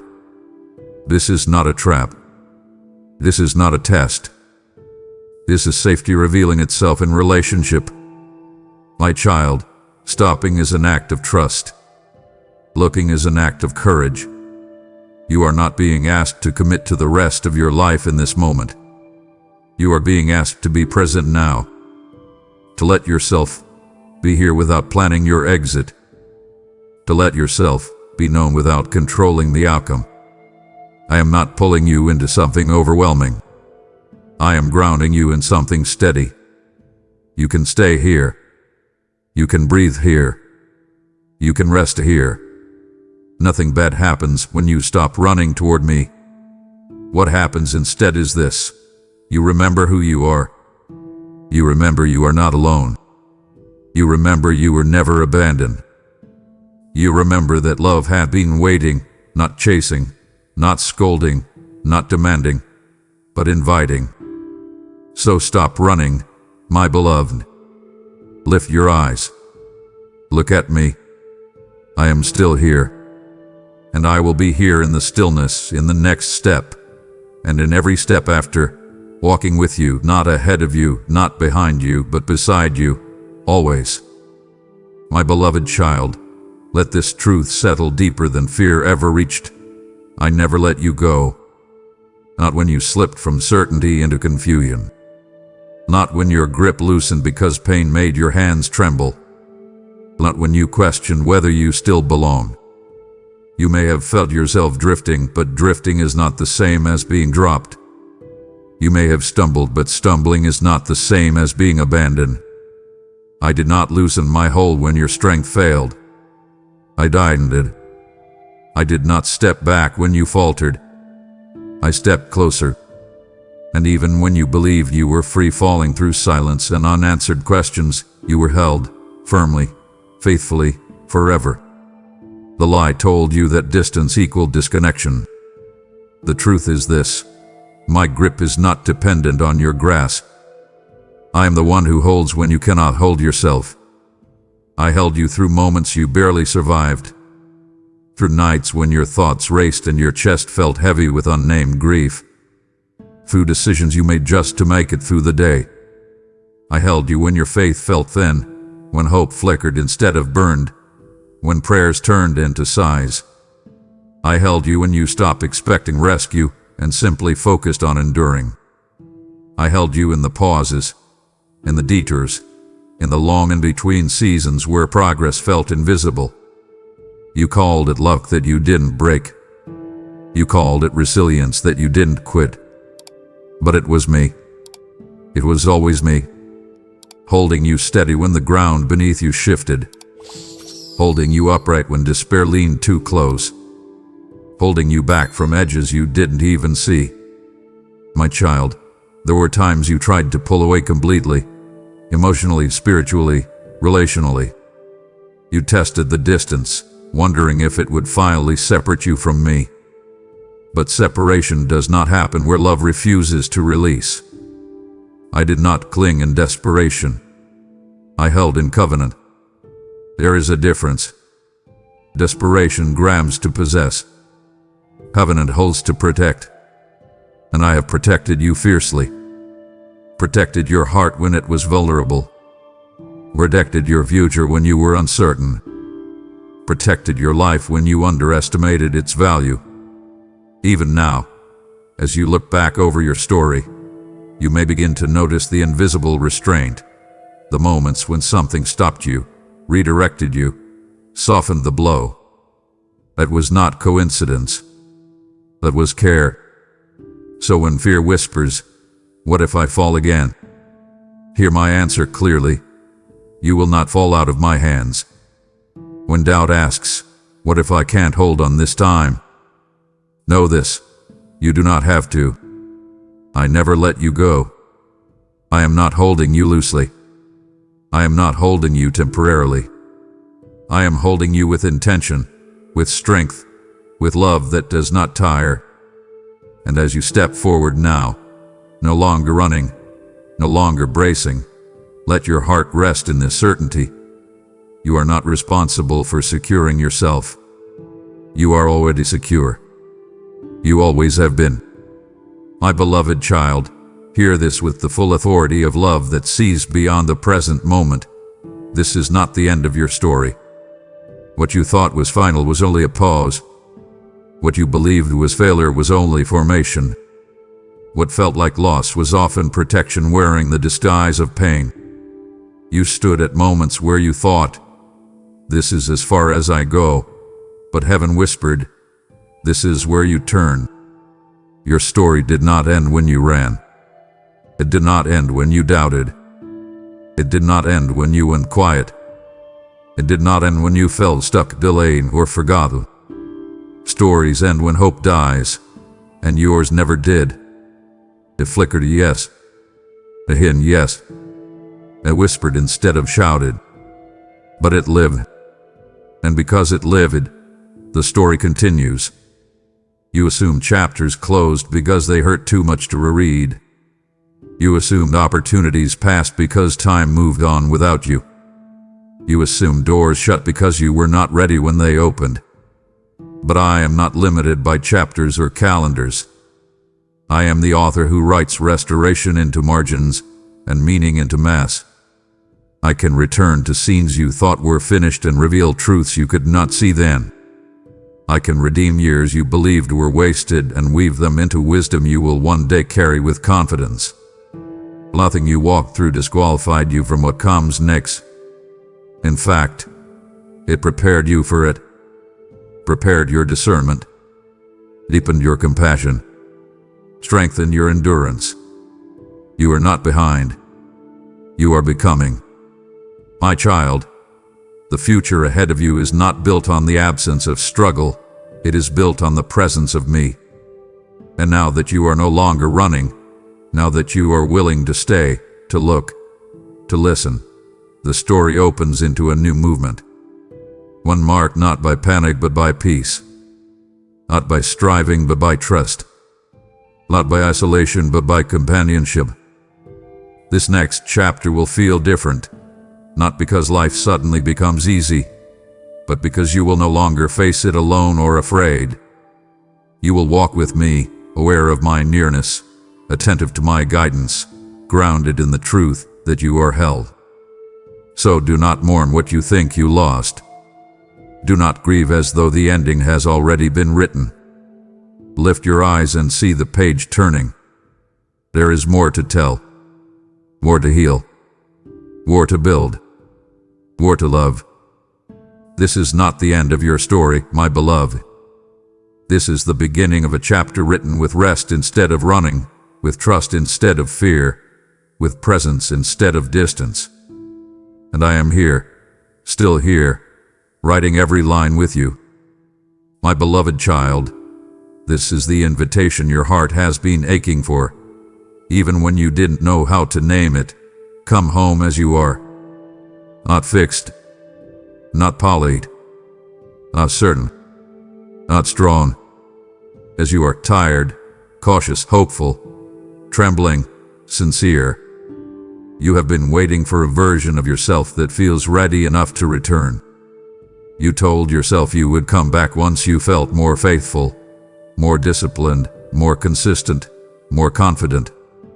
But readiness is not a prerequisite for homecoming. Love does not ask for upgrades before it opens its door. Home is the place where becoming happens, not the place you arrive only after you are finished becoming. You do not clean yourself before stepping into shelter. You step into shelter so you can finally breathe, warm up, and heal. And I am saying this to you now with gentleness and urgency intertwined. Stop delaying your return by demanding perfection from yourself. Come home as you are. You have been rehearsing conditions. When I feel stronger, when I understand more, when I stop struggling like this. Those conditions have kept you circling the doorway instead of crossing the threshold. But hear me clearly. I am not waiting for you to impress me with progress. I am waiting for you to trust me with your presence. Your brokenness does not disqualify you, it qualifies you. Your uncertainty does not repel me, it draws me near. Your unfinished places are not embarrassing to me, they are where my work begins. You learned to hide parts of yourself because others made you feel like only the healed version was acceptable. But I do not love a future version of you more than I love you now. I do not prefer the polished you over the honest you. I do not withhold warmth until you can offer consistency. I receive you as you are because who you are is already known to me. My child, coming home is not an event. It is a posture. It is not a dramatic moment marked by perfect words. It is a quiet decision to stop hiding and start being present. You may feel resistance even now, a voice that says, "It can't be this simple." That voice is fear masquerading as wisdom. Love really is this simple, not easy, but simple. The complexity came from survival, not from truth. You do not need to arrive with solutions. You do not need to carry clarity. You do not need to present a healed resume. You need only to step forward with what is real. I will meet you there. I will not overwhelm you with expectations. I will not rush your process. I will not shame your pace. Home is where you are allowed to lay things down, not where you are asked to pick more up. So come home as you are, with the questions you still carry, with the emotions you don't fully trust, with the habits you're still unlearning, with the faith that flickers instead of roars. Bring it all. I am not fragile. I am not intimidated by the mess. I am not threatened by your humanity. This is where you belong, not because you are perfect, but because you are mine. And home did not close its door on those it loves. My beloved child, let these final words settle into you not as a conclusion, but as a constant. I am still here. Not because you finally did everything right. Not because you returned quickly enough. Not because your faith stabilized or your questions resolved. I am still here because I have always been here. Before the running. During the distance. In the silence. Through the fear. Beneath the survival. I am still here in the same posture I have always held toward you.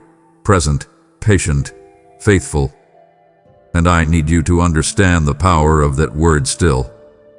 It means unchained by time, unmoved by struggle, allotted by disappointment. Love that lasts does not fluctuate with circumstances. Love that endures does not retreat when tested. And my love for you is enduring. You have lived through seasons where still felt impossible, still hopeful, still believing, still trusting. You thought you lost those things, but still belongs to me before it belongs to you. I am still here when your strength wavers, still here when your confidence dips, still here when your emotions rise and fall, still here when life feels loud and when it feels unbearably quiet, still here when you are certain and when you are confused. My presence is not a feeling you have to generate. It is a reality you can rely on. You do not summon me by performance. You discover me by attention. And now that you are paying attention, you are beginning to realize what was true all along. I never left. My child, this truth is meant to anchor you moving forward. When fear whispers, "What if I mess up again?" remember this: I am still here. When doubt asks, "What if this doesn't last?" answer it with this: He is still here. When life surprises you with difficulty, when healing feels slow, when questions resurface, let this be the ground beneath your feet. I am still here, not watching from afar, not waiting for you to fail, not tolerating you reluctantly. I am with you, actively, intentionally, faithfully, and I will continue to be, with every step, every pause, every breath. So stop running. Stay present. Walk forward without fear of abandonment. You do not have to chase me. You do not have to catch up. You do not have to earn closeness. You are already here with me, and I am still here with you. This is not the end of the message. This is the beginning of a life lived from rest instead of fear, from trust instead of distance, from presence instead of performance. I am still here, my beloved, and I always will be. My child, because I am still here, my word must continue to flow like a river that does not dry up.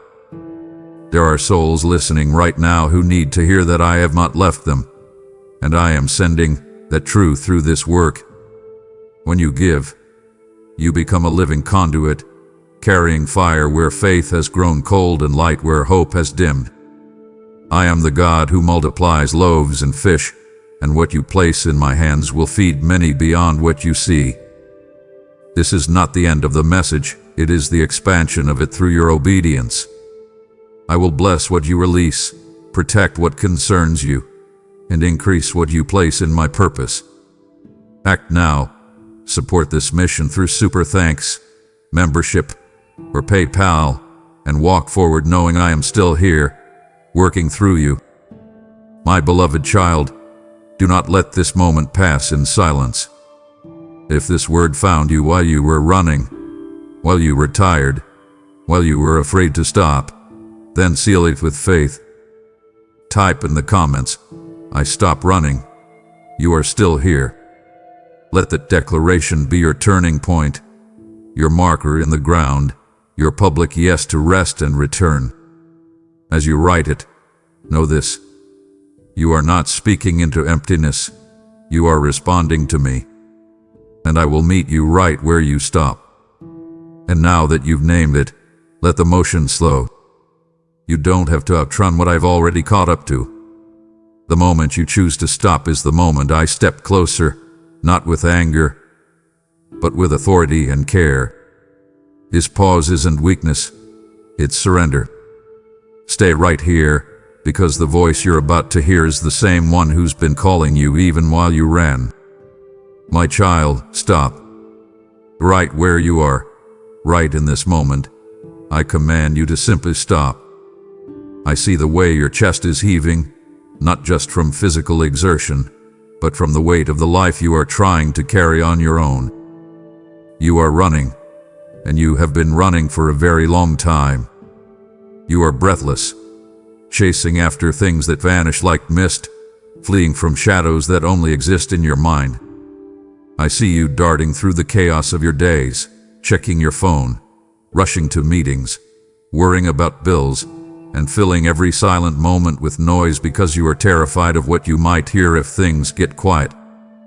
But I am here to interrupt that chaos.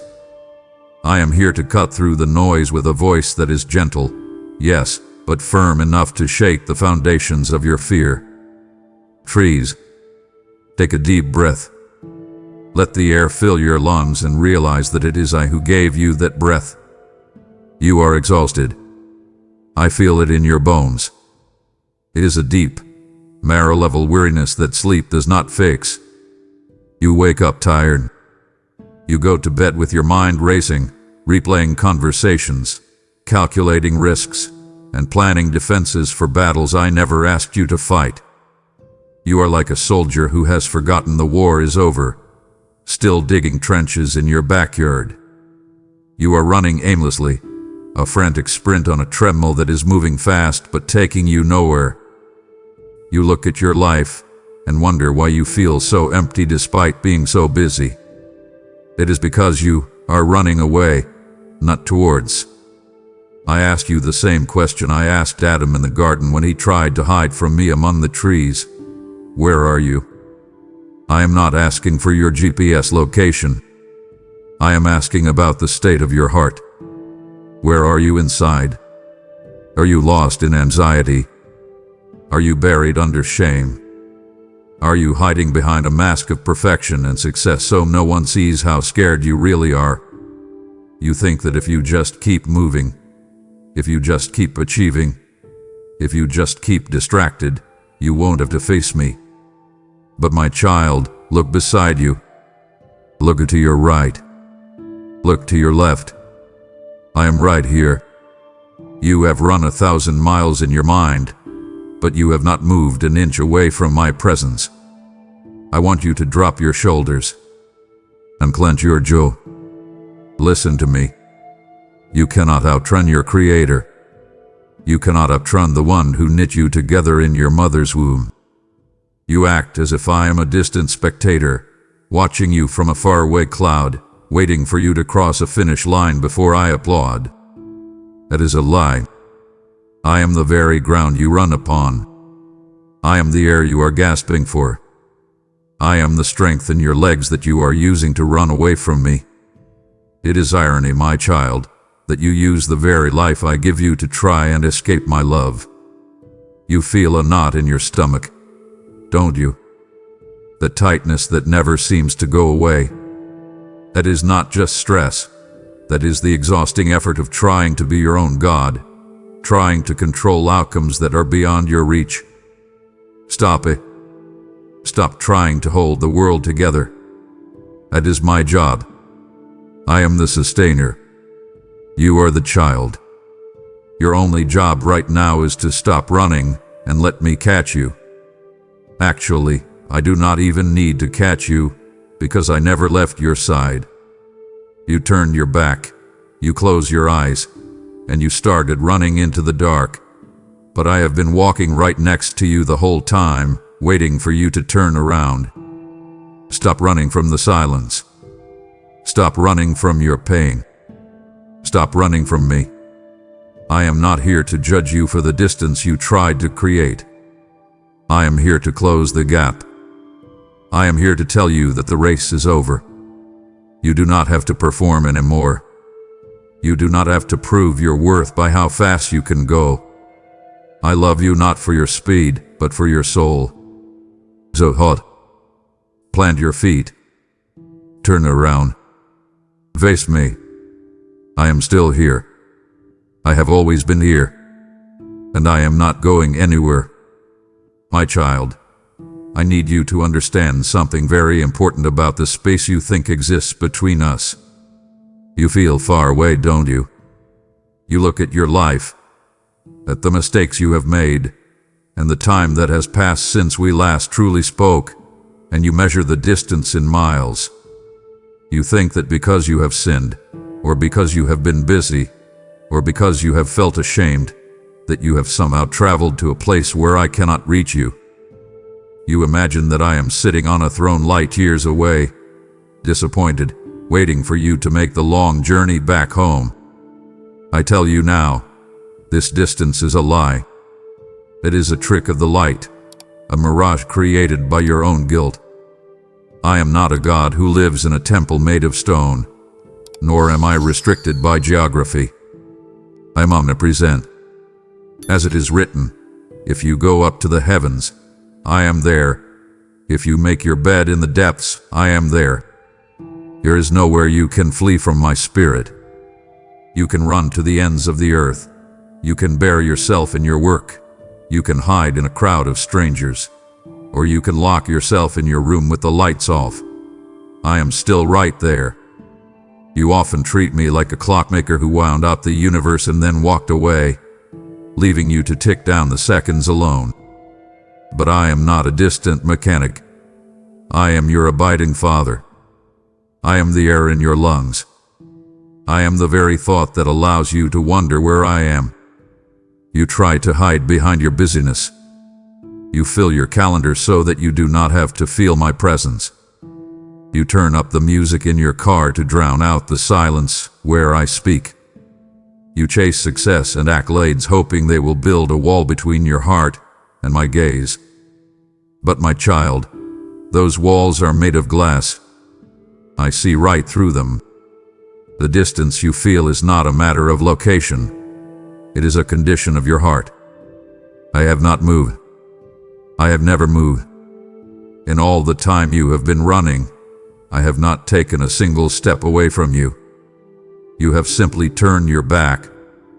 You are like a person standing in the bright sunlight who closes their eyes and screams that the sun has gone out. Open your eyes. Turn around. The warmth you feel on your skin is me.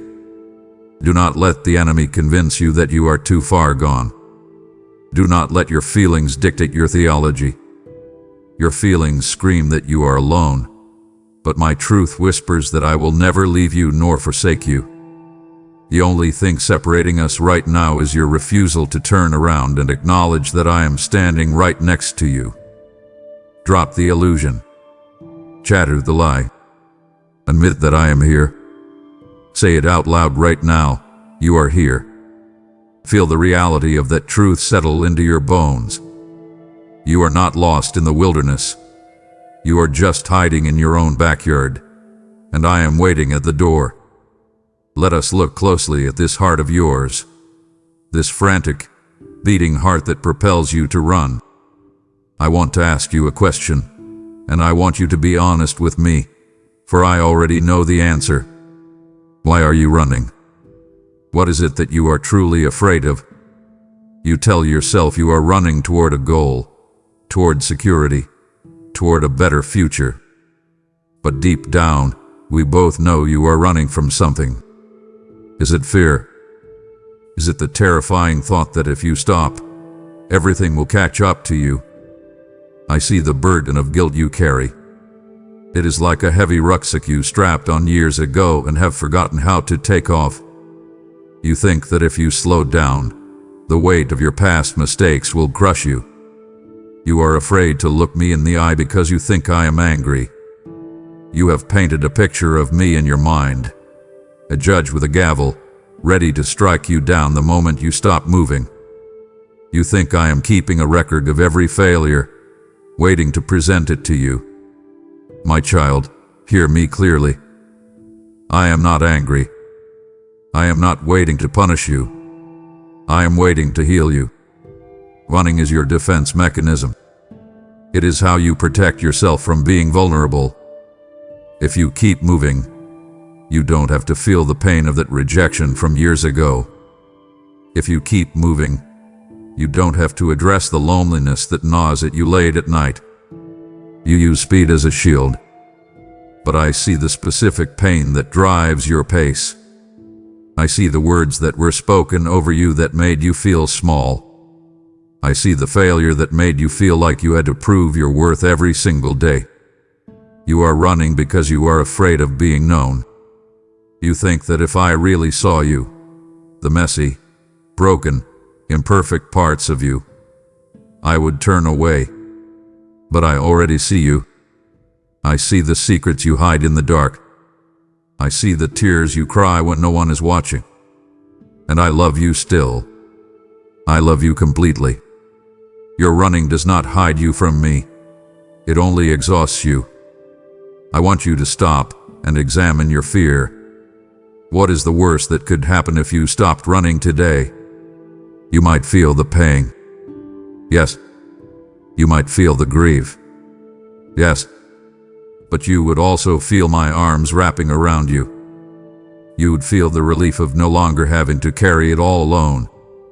You are running from a hospital because you are afraid of the doctor, not realizing that I am the only one who can bind up your wounds. Stop running from the cure. Stop running from the only love that is strong enough to handle your darkest truths. I am not here to hurt you.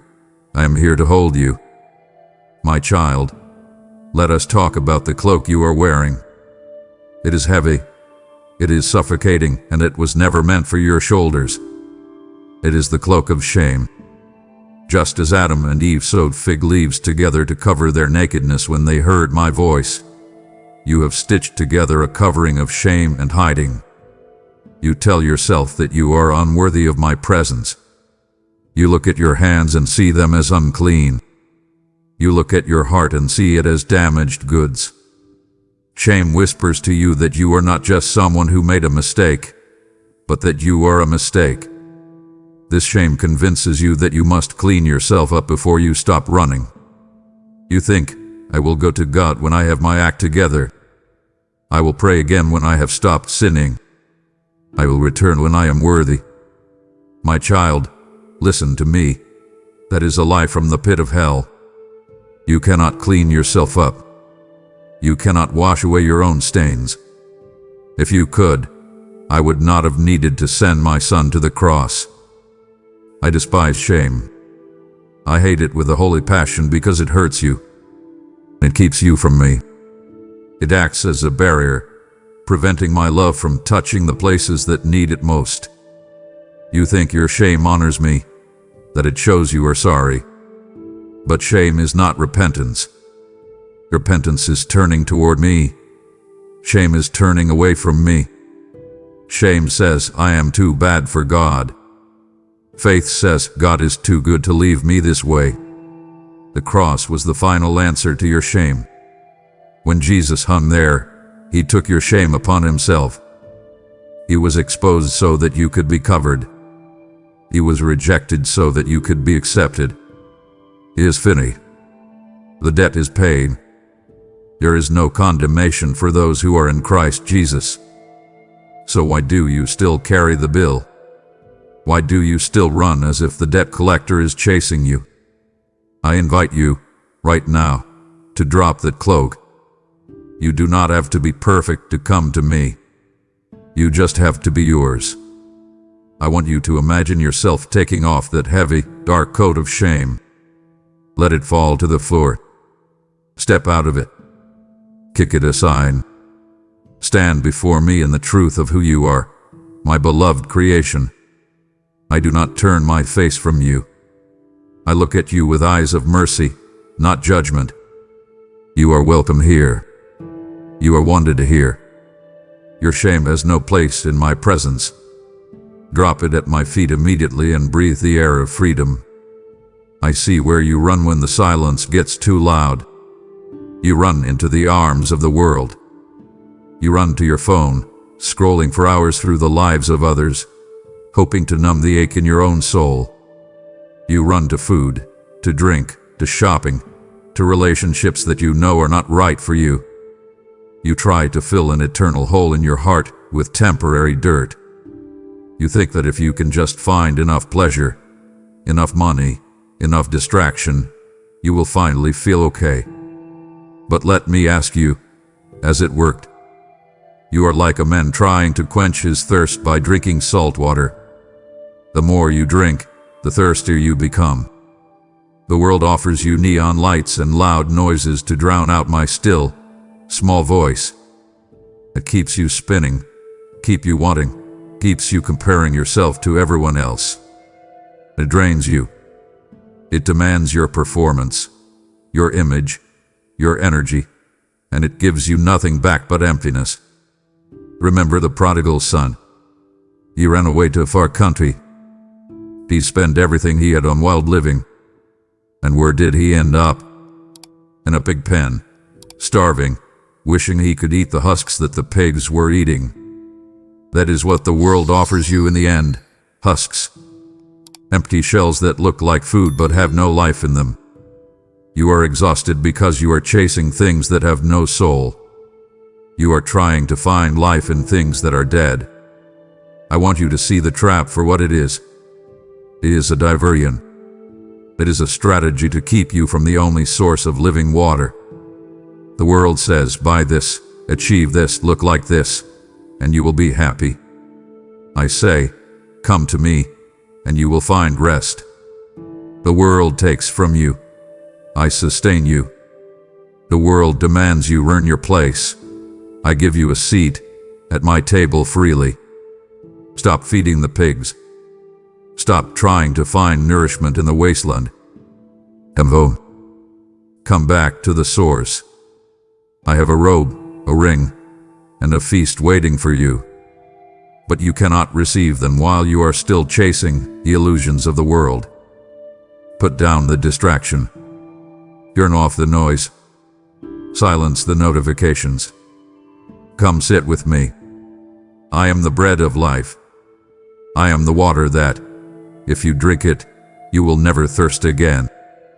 The world will leave you dry, but I will make you a well-watered garden. Buzz. Do not dare turn away now. To stop here is to walk back into the very fire that is burning you, and the thought of you returning to that chaos breaks my heart. We have only just begun to uncover the freedom I purchased for you. Stay with me. I am about to show you how to drop the weight that has been crushing your chest. You not leave the operating table while the great physician is still working. Look at your life. It feels like a ship tossed in a violent storm, doesn't it? Your emotions rise and fall like waves. Your circumstances change with the wind. People come and go. Your bank account fluctuates. Your health varies. Everything around you is shifting sand. That is why you feel so unstable. That is why you run. You are looking for solid ground. But you are looking for it in places that are moving just as fast as you are. I want you to contrast your instability with my immutability. I am the Lord, and I do not change. Malachi 3:6. I am the same yesterday, today, and forever. I am the rock of ages. I am the only thing in this universe that is not subject to time, decay, or mood swings. I do not have bad days. I do not change my mind about you based on your performance.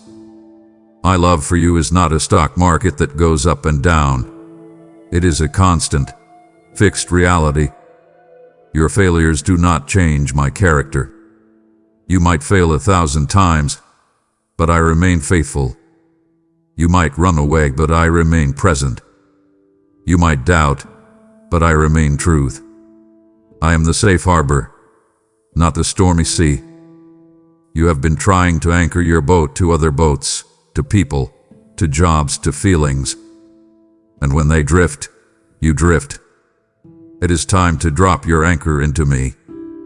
I am the breakwater that stops the waves. I am the fortress that stands against the wind. When you run to me, you are not running to a place that will crumble.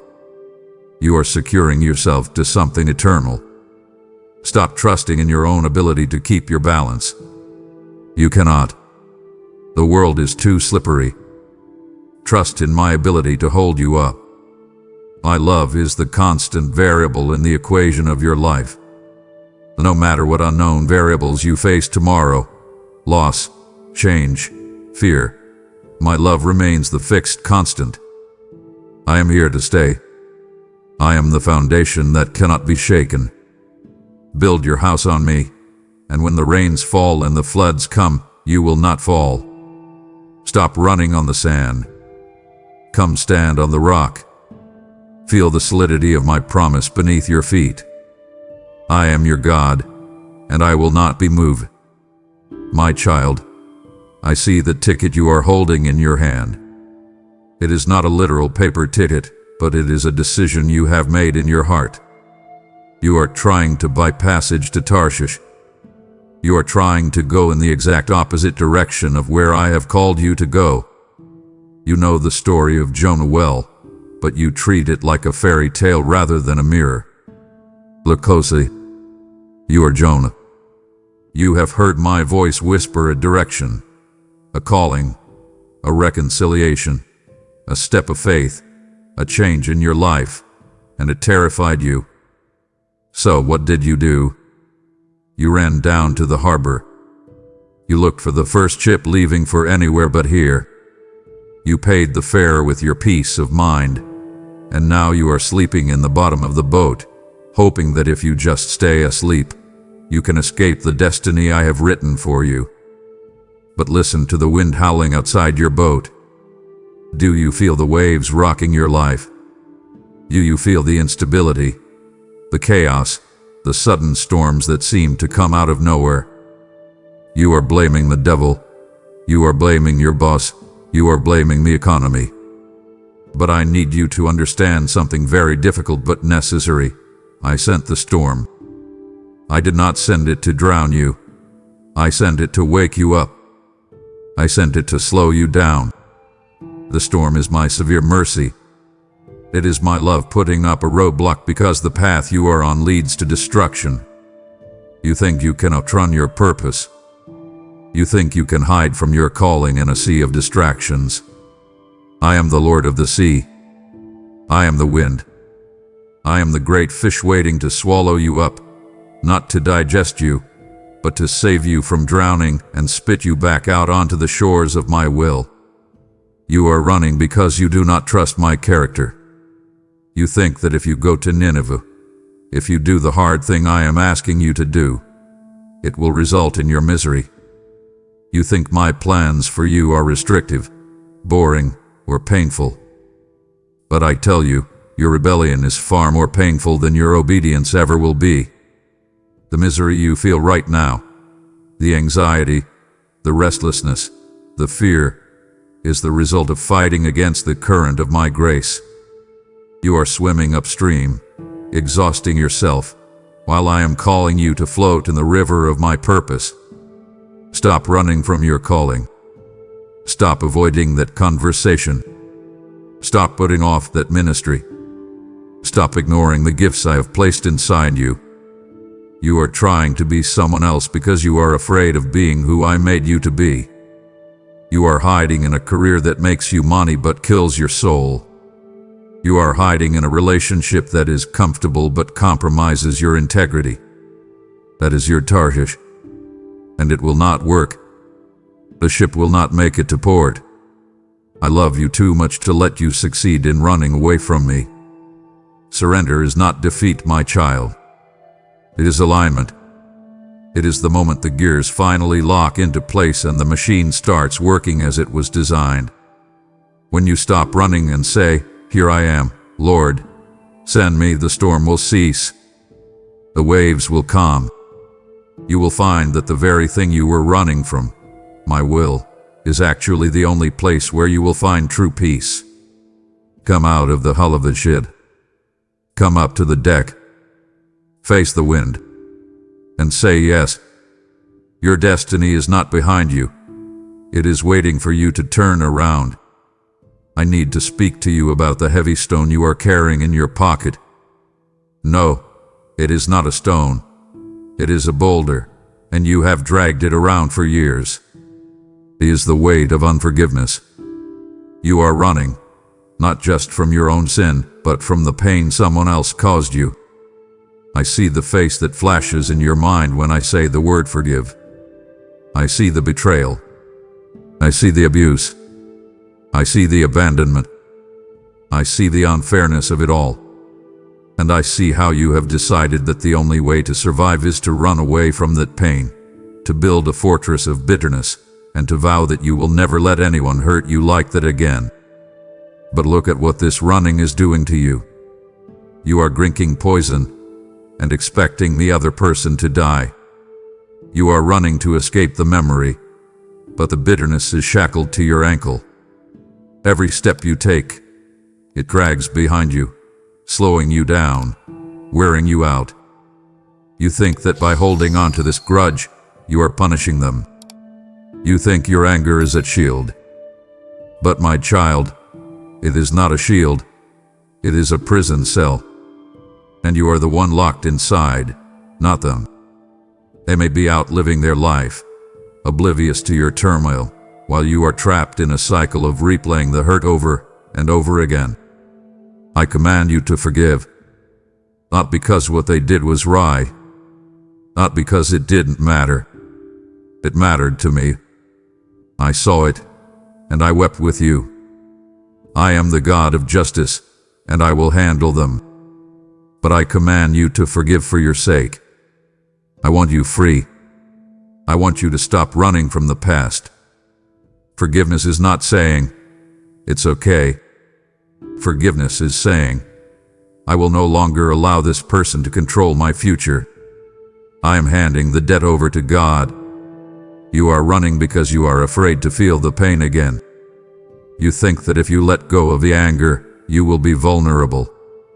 But I am here to help you carry the pain you are fleeing from.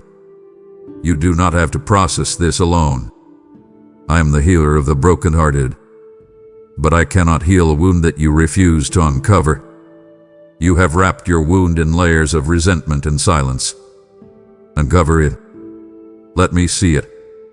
Let my light touch it. Release the debt. Stop the run. Imagine that person standing before you right now.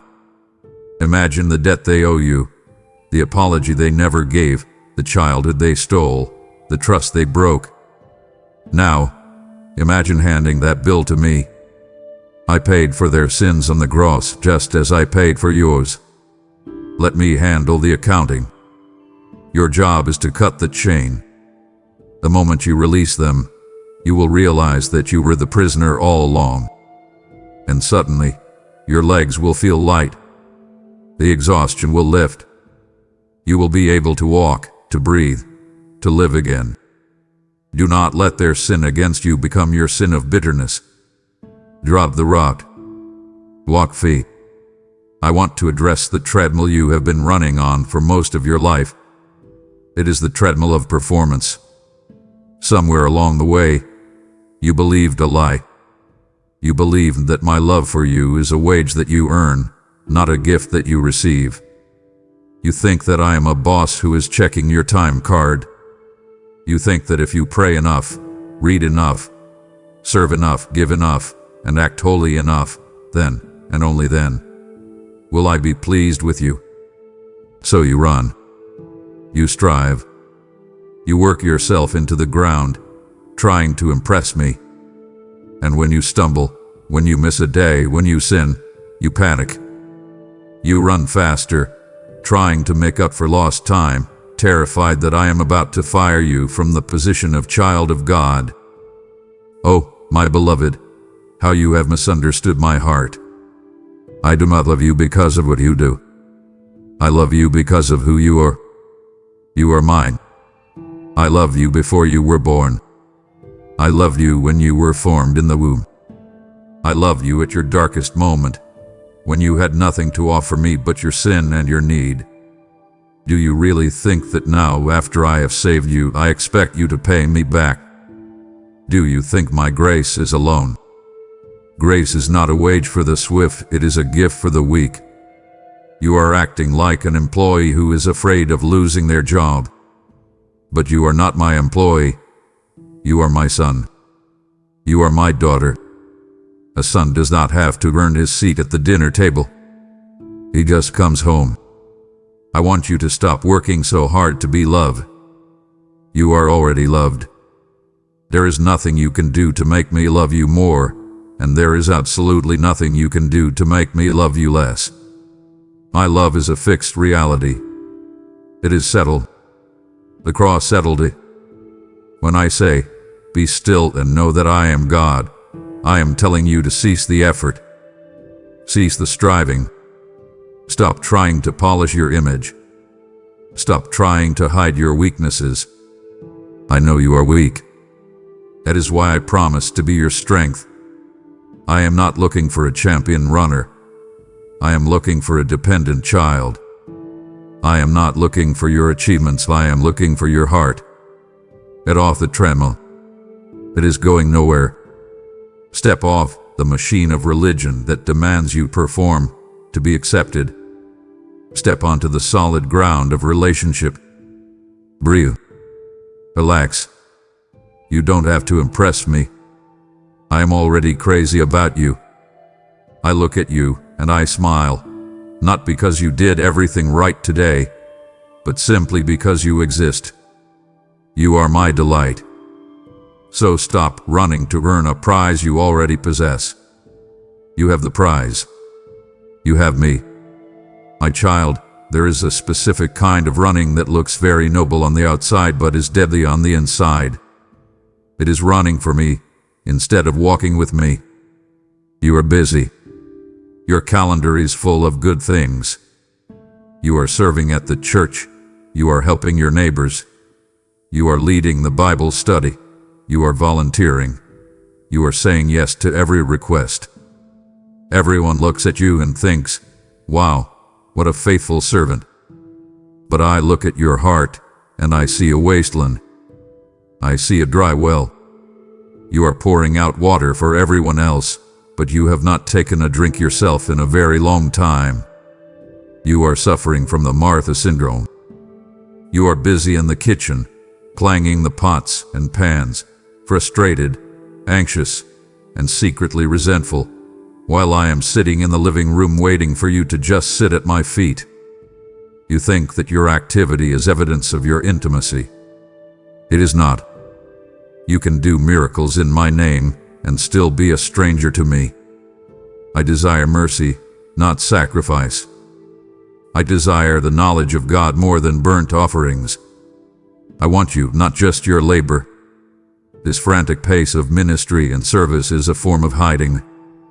If you are busy doing things for God, you don't have to sit still and deal with your own soul. You don't have to face the silence where your doubts and fears live.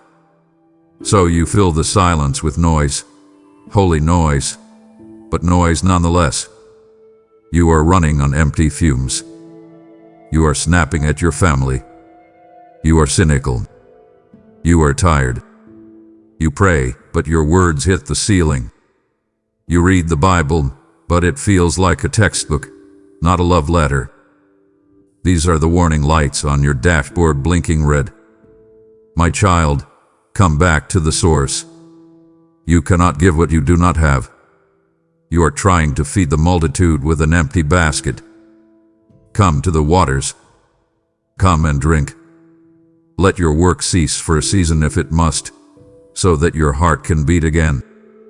I would rather have you do nothing and be close to me than do everything and be far from me. Your works are filthy rags if they are not born out of love. I am calling you to a holy stoppage. Put down the clipboard. Put down the agenda. Put down the responsibility of saving the world. I already did that. I don't need a savior. I need a friend. I need you to come back to your first love. Remember how it used to be, when you just wanted to be near me. Let's go back there. Let's go back to the garden. Just you and me. No audience. No applause. No tasks. Just presence.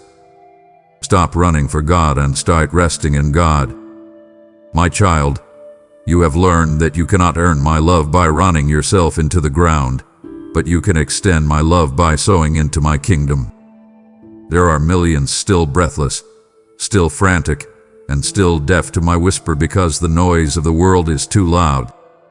I invite you now to be my vessel, to help carry this message of rest to the weary souls who are on the brink of collapse. Sow a seed today. through Super Thanks, membership, or the PayPal link below, and watch how I multiply it into a harvest of peace for nations. Give, and it will be given to you. A good measure, pressed down, shaken together, and running over, will be poured into your lap. Do not hoard your blessing out of fear. Release it as an act of faith, trusting that as you water others, I will surely water you. Click the button now, offer your gift, and partner with me in calling the runaways home. My child, do not silence my voice. Not now. We are reaching the deep roots of your pain, and to walk away is to leave the wound open and untreated. It grieves me deeply to see you choose the familiar shadows when my light is finally breaking through. Press on with me. I am about to reveal the face of love that will change how you see yourself forever. Do not disappoint my spirit by settling for half a healing. When you finally stop running, when your legs give out and you collapse, or when you simply decide you can't take another step, you are going to have to turn around. And this is the moment you fear the most. You are terrified of what you will see when you look at my face. You have projected all your own self-hatred, all your own disappointment, and all the critical voices of your past onto me. You expect to turn around and see a God with arms crossed, tapping his foot, eyes blazing with anger, mouth set in a line of disapproval. You expect a scolding. You expect "I told you so." You expect rejection. But I want you to brave the turn. I want you to pivot on your heels right now and look at me. What do you see? Look closely. My eyes are not filled with condemnation. My eyes are filled with tears. Tears of relief that you have finally stopped. Tears of compassion for the pain you have been in. Tears of a love so deep and so wide that it swallows up every mistake you have ever made. Remember Peter? He denied me 3 times. He ran away into the night, weeping bitterly, crushed by his own failure. He thought he was done. He thought he was disqualified. But when I rose from the dead, I went to find him. I stood on the shore and made him breakfast. And when I looked at him, I didn't ask, "Why did you betray me?" I asked, "Do you love me?" I sought restoration, not revenge. My gaze heals, it does not destroy. I am looking at you right now with the same look I gave the rich young ruler. It says in Scripture that I looked at him and loved him. I am looking at you and loving you. I see the mess you are in. I see the addiction you are struggling with. I see the marriage that is falling apart. I see the financial ruin. And I do not look away in disgust. I move closer. I am the father running down the driveway to meet the prodigal son while he is still a long way off. I am not waiting for you to clean up before I embrace you. I am rushing to throw my robe over your pig-stinking clothes. Do not be afraid to make eye contact with the Holy One. In my eyes, you will find your identity. You will see your reflection not as a failure but as a beloved child. My look is a warm blanket on a cold night. It is the sun breaking through the clouds. It is the safest place in the universe. So, lift your chin. Stop looking at your feet. Stop looking at your past. Look at me. I am smiling at you. Yes, you. I am glad you are here. I have missed you. Welcome home. My child, listen to the invitation that has been echoing through the corridors of time, waiting for you to slow down long enough to hear it. Come to me, all you who are weary and burdened, and I will give you rest. You have heard these words before, perhaps in a song or a sermon, but today I want you to feel the weight of them in your very soul. You are weary. I know it. I see the deep circles under your eyes that no amount of sleep can erase. I feel the heaviness in your chest that sits there like a stone, making it hard to take a full breath. You are carrying the weight of the the weight of your family, the weight of your future, and the weight of your past. And you are trying to carry it all while running a marathon. I did not design you to carry this load. You are crushing your own spirit under a yoke I never placed upon you. The world has strapped a heavy, ill-fitting yoke across your shoulders. The yoke of more money, more success, more life, more approval, more control. It rubs your skin raw. It bows your back. It demands that you keep pulling, keep plowing, keep producing, even when you have nothing left to give. And the cruelest part is that this yoke convinces you that if you stop, everything will fall apart. It tells you that rest is for the weak, that rest is lazy, that rest is a luxury you cannot afford. But I tell you today, rest is not a sign of weakness. It is a spiritual weapon. Rest is an act of war against the chaos that tries to consume you. When you rest, you are declaring to the enemy, God is in control, and I am not. That is a terrifying declaration to the darkness. I created the Sabbath not because I was tired. I am the omnipotent God who never sleeps, but because I knew you would need to stop. I built a rhythm of rest into the very fabric of creation to remind you that you are a human being, not a human doing. You are a creature, not the creator. I am inviting you to an exchange, a divine trade. Take off that heavy, wooden yoke of anxiety and self-reliance. It is splintered and heavy. Lay it down at my feet. In its place, I offer you my yoke. My yoke is easy, and my burden is light. Why? Because when you are yoked with me, I do the heavy lifting. We walk side by side, shoulder to shoulder. I set the pace, and my pace is never frantic. My pace is grace. My pace is peace. When you walk with me, you don't have to pull the weight of the universe. You just have to stay in step with the one who holds the universe together. True rest is trust. Running is disbelief. When you run, you are saying with your feet, I don't trust God to handle this, so I have to handle it myself. But when you stop, when you sit down, when you exhale, you are saying, God, I trust you. Let down your guard, my warrior. You have been fighting for so long, looking over your shoulder, anticipating the next attack. You are safe here. You don't have to fight anymore. You don't have to defend your reputation. You don't have to explain yourself. Just come. Just be. Collapse into my arms and let me hold you. Let me sing over you. Let me restore the soul that the world has tried to drain dry. This is your permission slip to stop. Rest is not a suggestion. It is your salvation. My child, we need to have a serious conversation about the voices you are listening to. You are running because your feelings are screaming at you. Fear screams, run. It's not safe. Shame screams, hide. You're unworthy. Anxiety screams, panic. Everything is going wrong. Your emotions are like a fire alarm that won't turn off, deafening you, sending adrenaline coursing through your veins, urging you to flee the building of your life. And because these feelings are so loud, so visceral, so physical, you assume they must be true.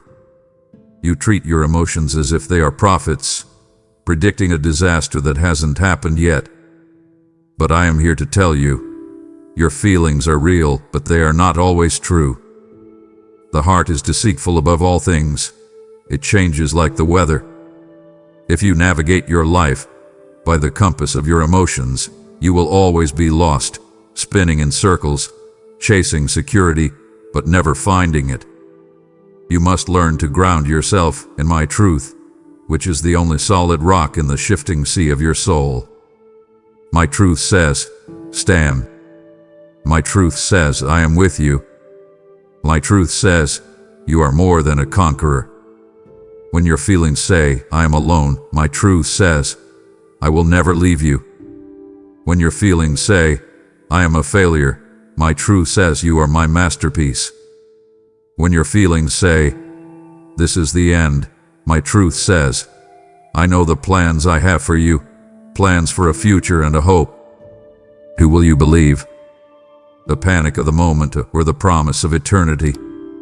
The enemy uses your fear to keep you moving, to keep you frantic, because a moving target is hard to heal. He wants you exhausted. He wants you reacting to every shadow, every noise, every what if. But I use truth to steady you. I give you the armor of God not so you can run away, but so you can stand firm. Look at the armor I have given you in Ephesians 6. The belt of truth, the breastplate of righteousness, the shoes of peace, a shield of faith, a helmet of salvation, the sword of the Spirit. Notice something, my child. There is no armor for your back. Why? Because I never designed you to run away. I designed you to face your giants. I designed you to stand your ground, rooted in the knowledge of who I am. So, when the wave of emotion hits you, and it will hit you, do not let it wash you away. Acknowledge it, feel it. But then, subject it to the Word of God. Speak to your soul like David did. Say, why are you downcast, O my soul? Put your hope in God. Do not follow the panic. Do not let fear take the steering wheel of your life. Fear is a terrible driver. It will drive you off a cliff. Let truth drive. Let my promises be the map. Ground yourself in what I have said, not in what you feel. Your feelings are the storm, but my word is the lighthouse. Keep your eyes on the light, and you will not crash. Stand firm. Breathe in my truth. Let it settle the chaos in your mind. I know where you are right now. You are in the valley. The air is cold here. The shadows are long and terrifying.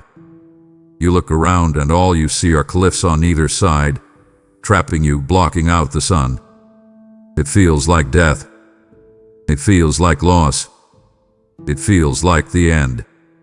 And your instinct, your survival mechanism, is to run. You want to sprint through this valley, eyes closed, screaming, hoping to get to the other side as fast as possible. You are running from the shadow, terrified that the darkness is going to swallow you whole. But I want you to stop and look at the shadow. Do you know the only way a shadow can exist? A shadow is only possible if there is a light shining. You are focusing on the darkness of the valley, but the darkness is actually proof that my light is present. You are running from the very place where I want to meet you most intimately. You think that because you are suffering, I must be absent. You think that because it hurts, I must be angry or distant. But my child, I am the shepherd who walks through the valley of the shadow of death with you. I do not wait for you on the mountaintops. I descend into the depths. I am not a fair-weather God. I am not afraid of your grief. I am not intimidated by your depression. I am not repelled by your tears. I am walking this painful path alongside you. I am matching your steps. When you stumble in the dark, I am the hand that catches you. Stop running from the grief. Let me comfort you in it. You cannot heal what you do not feel. You have to walk through the valley to get to the table I have prepared for you in the presence of your enemies. My rod and my staff, they comfort you. They are not weapons to beat you. They are tools to guide you. The rod protects you from the predators in the dark.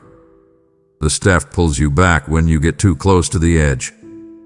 I am guiding you, even when you cannot see the path. Even when the fog is so thick you cannot see your hand in front of your face. I can see.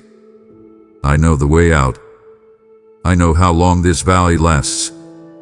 And I promise you, it does not last forever. So, stop running. You might trip in the dark if you run. Slow down. Walk with me. Let's talk here, in the shadows.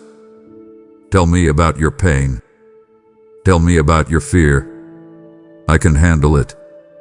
I am the light in the shadow. I am the warmth in the cold.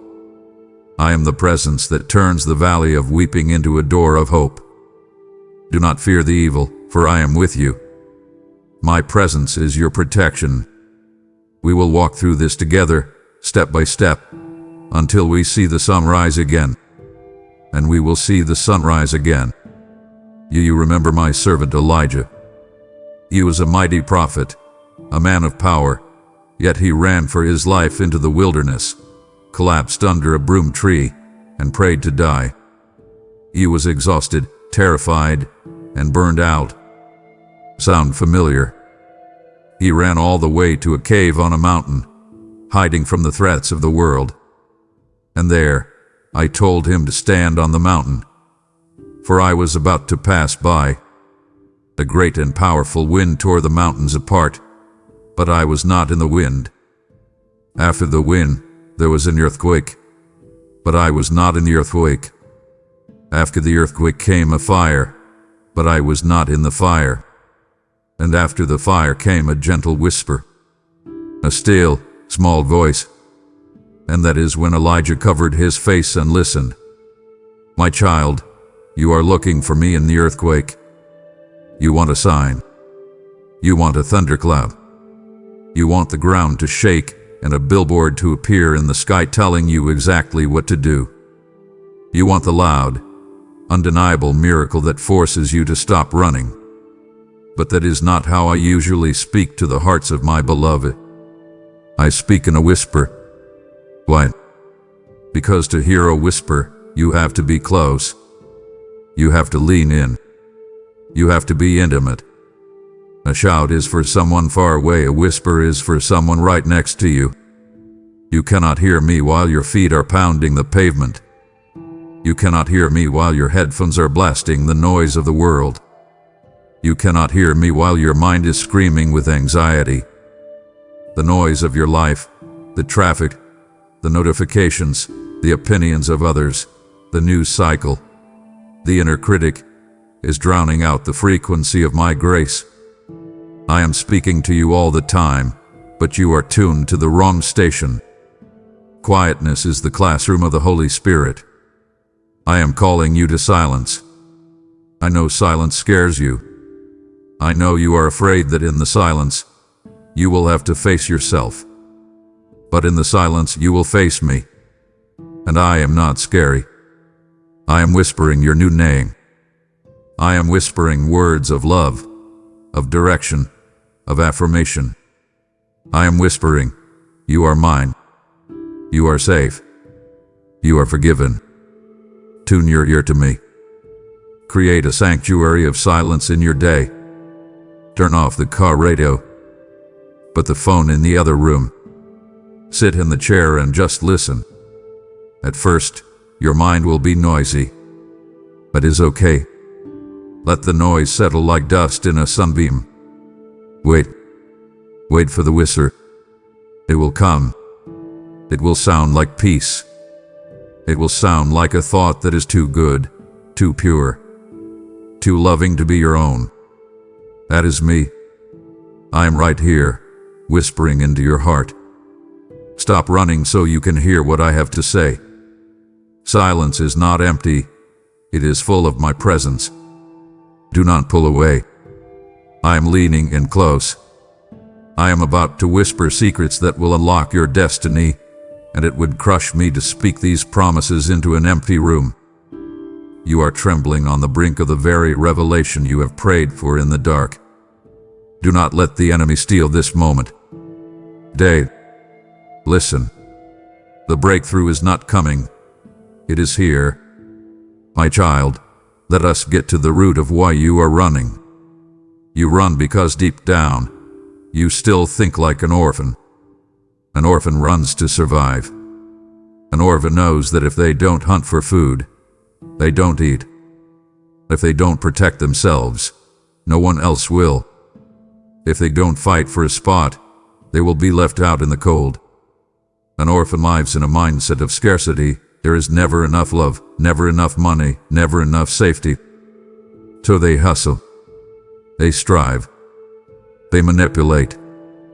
They run. They hoard. They look at everyone else as competition. But I did not leave you as an orphan. I came to you. I adopted you. I paid the highest price, the blood of my son, to sign the adoption papers. You are not a street kid begging for scraps. You are a prince, a princess of the Most High God. You have a father who owns the cattle on 1,000 hills. You have a home you do not need to earn. You have an inheritance that is imperishable, undefiled, and unfading. Sons and daughters do not run to survive. They rest to inherit. Imagine a child in a loving home. Do they worry about where their next meal is coming from? Do they panic about paying the mortgage? No. They play. They rest. They trust. They know that their Father is good and that He has provided. I want you to receive the spirit of adoption today, the spirit that cries out, Abba, Father. Abba means Daddy. It is a cry of intimacy, of total dependence, of absolute trust. You do not need to scavenge for love. You do not need to beg for attention. You do not need to fight for your place in the world. I have prepared a table for you, a banquet, and your seat has your name on it. No one else can take it. It is reserved for you. The food is hot. The cup is overflowing. Why are you running around outside looking for crumbs when the feast is ready inside? Realizing your identity changes your pace. When you know you are a son, you stop sprinting like a slave. Slaves run, sons walk. Slaves worry, heirs worship. I want you to shift your mindset right now. Say it out loud. I am not an orphan. I am a child of God. Feel the tension leave your shoulders. You have a dad who can beat up the bullies. You have a dad who can fix what is broken. You have a dad who loves you more than life itself. Come home. Wash your face. Sit at the table. You belong here. You are home. My child, stop looking over your shoulder. You are running so hard because you think the past is chasing you. You are running from memories that haunt you in the quiet hours of the night. I see the ghosts you are fleeing. The relationship that failed, the business that went under, the words you wish you could take back, and the trauma that was inflicted upon you when you were too young to defend yourself. You think that if you just run fast enough, you can outpace the regret. You think that distance will erase the sting of what happened. But you have discovered a hard truth. You cannot run away from your own shadow. Your past is tied to you, and dragging it behind you is only exhausting you. I am the God of redemption. I do not erase your past as if it never happened. I redeem it. I take the broken pieces of your history and I make a mosaic of grace. But I cannot redeem what you will not release. You are gripping these painful memories so tightly, trying to hide them, trying to deny them. You are afraid that if you stop and look at them, they will destroy you. But I am telling you, they will not destroy you because I am standing between you and them. I am the buffer. I am the filter. You cannot leave your past behind by running. You must hand it to me.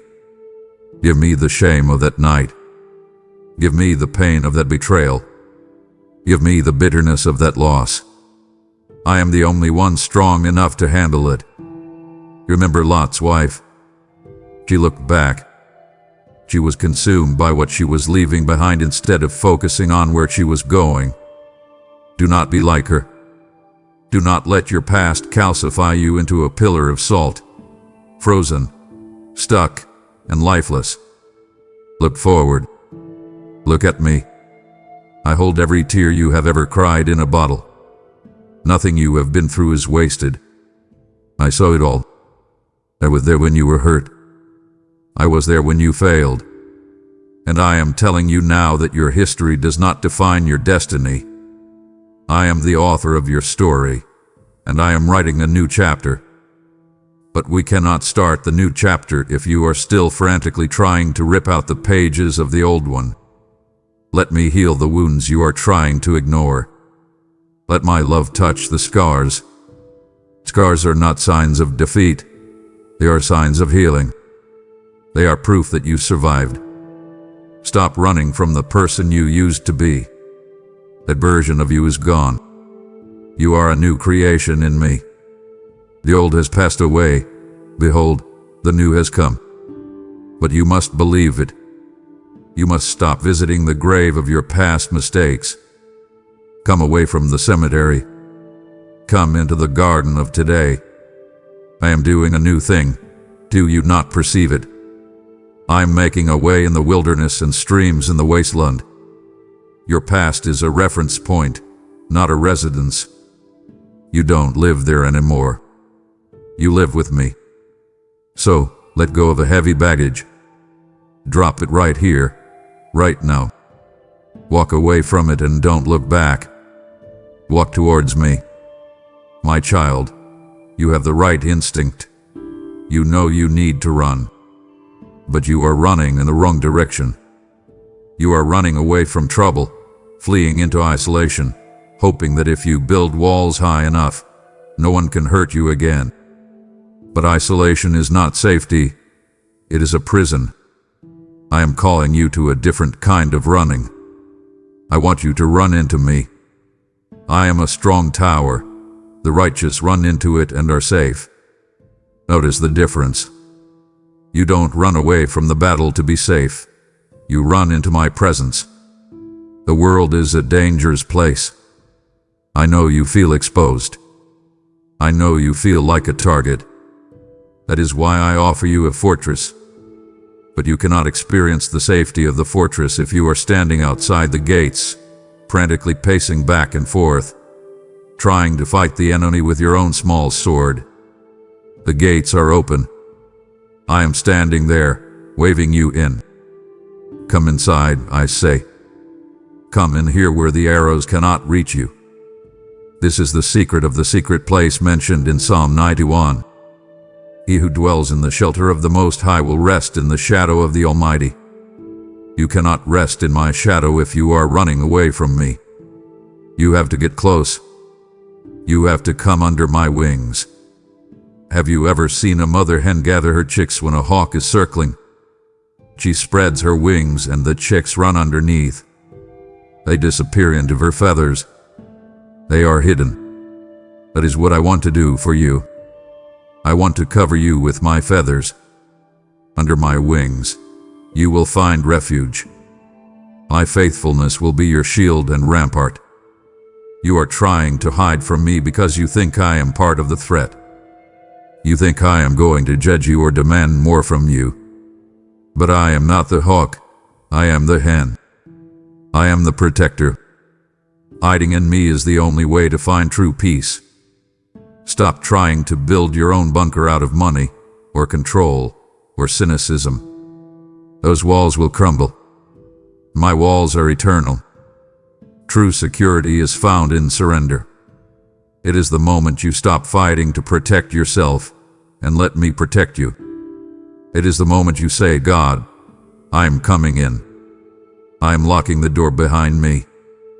I am trusting you to handle what is outside. In this fortress of solitude, in this quiet place of prayer and presence, the noise of the world fades away. The threats of the enemy are muffled. Here, you can breathe. Here, you can take off your armor. Here, you are just a child, safe in your Father's house. Run to me now. The door is open. I see your hands. They are clenched into tight fists. You are holding on so tight that your knuckles are white. You are trying to hold your life together by sheer force of will. You are running because you think that if you stop, the spinning plates will crash, the balls you are juggling will drop, and everything you have built will fall apart. You have convinced yourself that you are the captain of your soul, the master of your fate, and that the only person you can truly rely on is yourself. My child, that is a heavy, crushing lie. You were never meant to be the god of your own life. You are not powerful enough, wise enough, or strong enough to control the universe. Running is often just a frantic attempt to fix things yourself. You want to fix your finances. You run to fix your children. You run to fix your reputation. You are exhausted because you are doing a job that is above your pay grade. You are trying to do my job. I want you to hear this. Admitting you are powerless is the first step to true power. It sounds backward to the world, but it is the kingdom truth. My strength is made perfect in your weakness. As long as you are relying on your own strength, I cannot show you mine. As long as you are gripping the wheel, fighting for control, I have to sit in the passenger seat and watch you drive off the road. Cease striving and know that I am God. That word cease means to let go. It means to drop your hands. It means to unclench those fists. It is scary, I know. You think, if I let go, who will catch me? I will. I am the safety net. I am the sovereign Lord who holds the stars in place. Do you think I cannot hold your life together? Do you think I am confused by your situation? Do you think I am surprised by your problems? Let go of the control you think you have. It is an illusion anyway. You cannot control the weather, the economy, or the hearts of others. But you can know the one who does. Let me take the wheel of your life. Move over. Sit in the passenger seat. Look out the window and rest. I know how to drive. I know the destination. And I know how to get you there safely. Your self-reliance is a prison of exhaustion. My sovereignty is a palace of peace. Stop trying to be God. Just be my child. It is a much lighter burden to carry. You think you are the one running. You think you are the active one in this story. My child, look behind you. I am the one running. I am the hound of heaven, and I have been pursuing you with a relentless love since the day you were born. You are running away, but I am chasing you. Not to hurt you, not to punish you, but to save you. My word says, surely goodness and mercy shall follow me all the days of my life. That word follow in the ancient text actually means to hunt, to pursue, to chase down. I have sent goodness and mercy to hunt you down. You are fleeing from judgment, but I am chasing you with grace. You are fleeing from rejection, but I am chasing you with acceptance. You are fleeing from death, but I am chasing you with life. Why do you flee from the one who died for you? Why do you run from the only one who knows you completely and loves you anyway? You act as if I am a predator, but I am the lover of your soul. I am the father running down the road to embrace his child. My pursuit is relentless because you are precious to me. I will not give up on you. I will not stop chasing you. I will chase you through the valley. I will chase you up the mountain. I will chase you into the dark. I will not let you go. I see you getting tired. I see your legs giving out. Good. Let them give out. Stop running from the solution. Turn around and collide with my mercy. Let my goodness catch you. Let my grace tackle you. You cannot outrun my love. It is faster than your shame. It is stronger than your fear. It is more enduring than your rebellion. I'm coming for you. Not with a whip, but with a robe. Not with a gavel, but with a ring. I am coming to wrap you in my arms and carry you home. You don't have to take another step away. Just stop, turn, and let me catch you. This is the collision you have been needing your whole life. The collision between a weary sinner and a relentless Savior. Let it happen.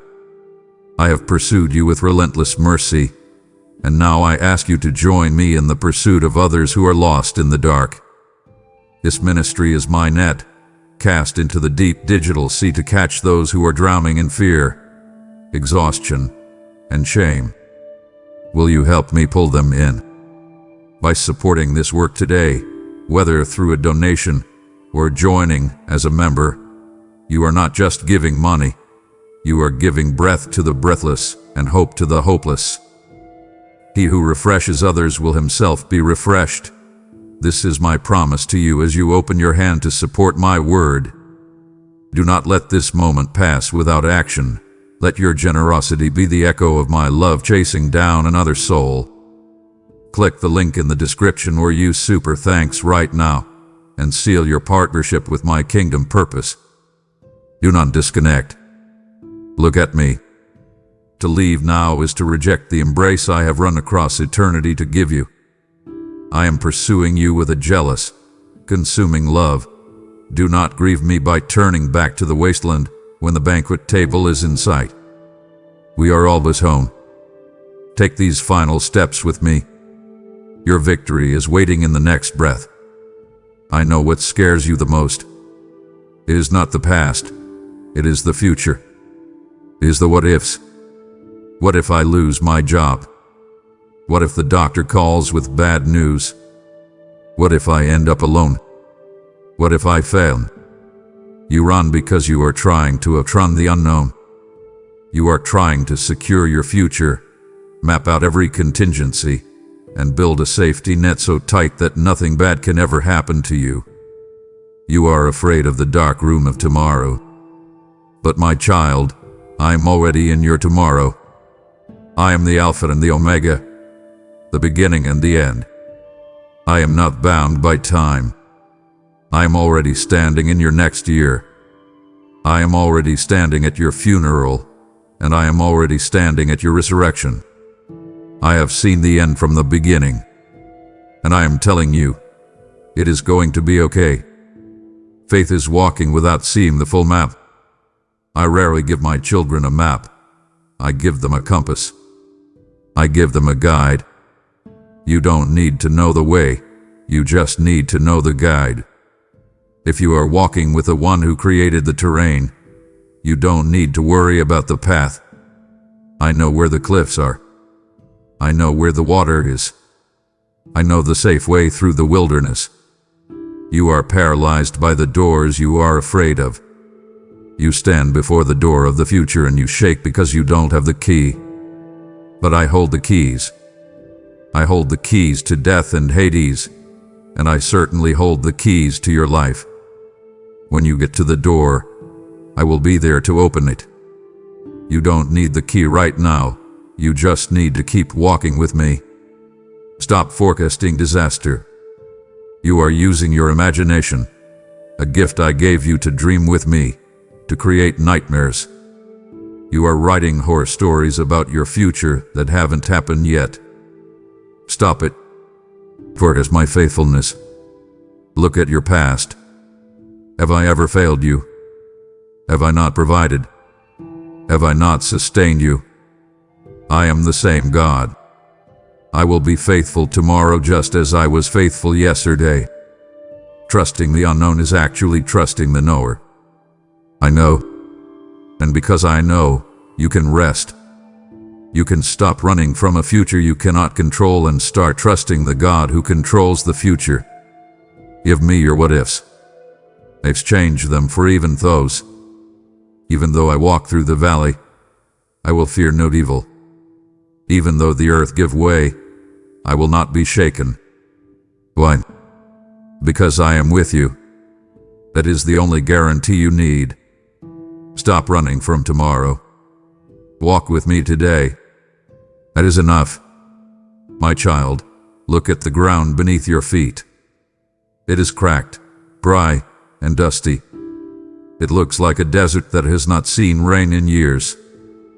This is the landscape of your soul right now.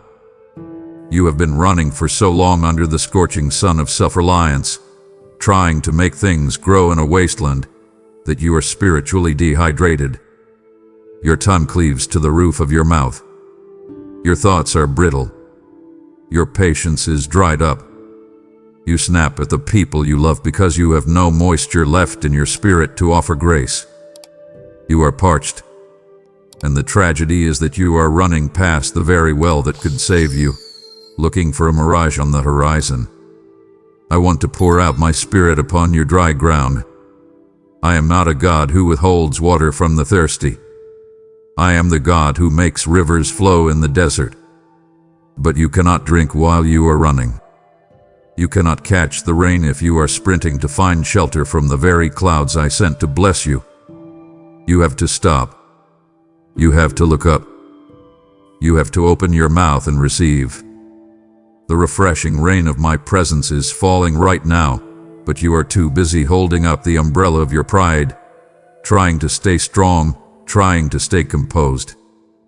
Put down the umbrella. Let the rain of my spirit soak you to the bone. Repentance is often preached as a scary word, a word of punishment. But the true meaning of repentance is simply turning around. It is a change of mind that leads to a change of direction. And my word promises that when you repent, when you stop running away and turn back to me, times of refreshing will come from the presence of the Lord. Do you hear that? Times of refreshing. That is what you are craving. You don't need a vacation, you need a restoration. You don't need a break, you need a breath of heaven. You need the kind of water that seeps deep into the cracks of your heart and softens the hardness that has built up over the years. Drink from the well that never runs dry. You have been drinking from broken cisterns, relationships that drain you, careers that demand everything and give nothing, entertainment that leaves you feeling numb. Those wells are empty. They are muddy. Come to me. I am the living water. If you drink of me, you will never thirst again. I want to wash your weary mind. I know your thoughts are racing, filled with dust and debris from the battles you have fought. Let my word wash over your mind like cool, clean water. Let it rinse away the fear. Let it cleanse the guilt. Let it soothe the inflammation of your anxiety. You have been trying to flee your circumstances, thinking, if I just go somewhere else, I will be happy. But I am calling you to bloom where you are planted. You don't need a new location, you need a new hydration. A tree planted by the water does not fear the heat. Its leaves are always green. It bears fruit even in a drought. That is who I want you to be. Not a tumbleweed blown around by every wind of change, but a mighty oak with roots that go down deep into the hidden stream of my love. Stop running across the surface of your life. Dig deep. The water is right here. Drink, my child. Drink deeply. When you are running at full speed, everything around you becomes a blur. You cannot focus on the details. The world becomes a streak of colors and shapes, distorted and unclear. This is what has happened to your spiritual vision. Your panic, your busyness, and your constant motion have blurred your sight. You have lost your focus. You are seeing monsters where there are only shadows.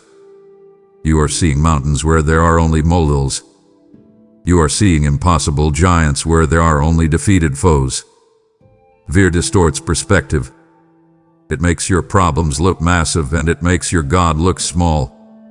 I am calling you to a halt so that you can realign your vision. I want you to blink away the sweat and the tears and look again. But this time, do not look at the storm, look at the Savior. Fix your eyes on Jesus, the author and perfecter of your faith. When Peter looked at the waves, he sank. When he looked at me, he walked on water. The waves were the same in both moments. The wind was just as loud. The only thing that changed was his focus. What are you staring at right now? Are you staring at the bank account balance? Are you staring at the medical report? Are you staring at the empty chair? Whatever you stare at will grow in your mind until it consumes your horizon. I want you to see your life through the lens of eternity. When you run with your face to the ground, all you see is the dirt. Lift your head. Look at the timeline of eternity.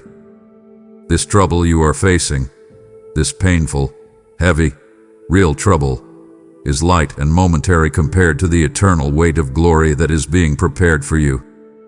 I am not minimizing your pain.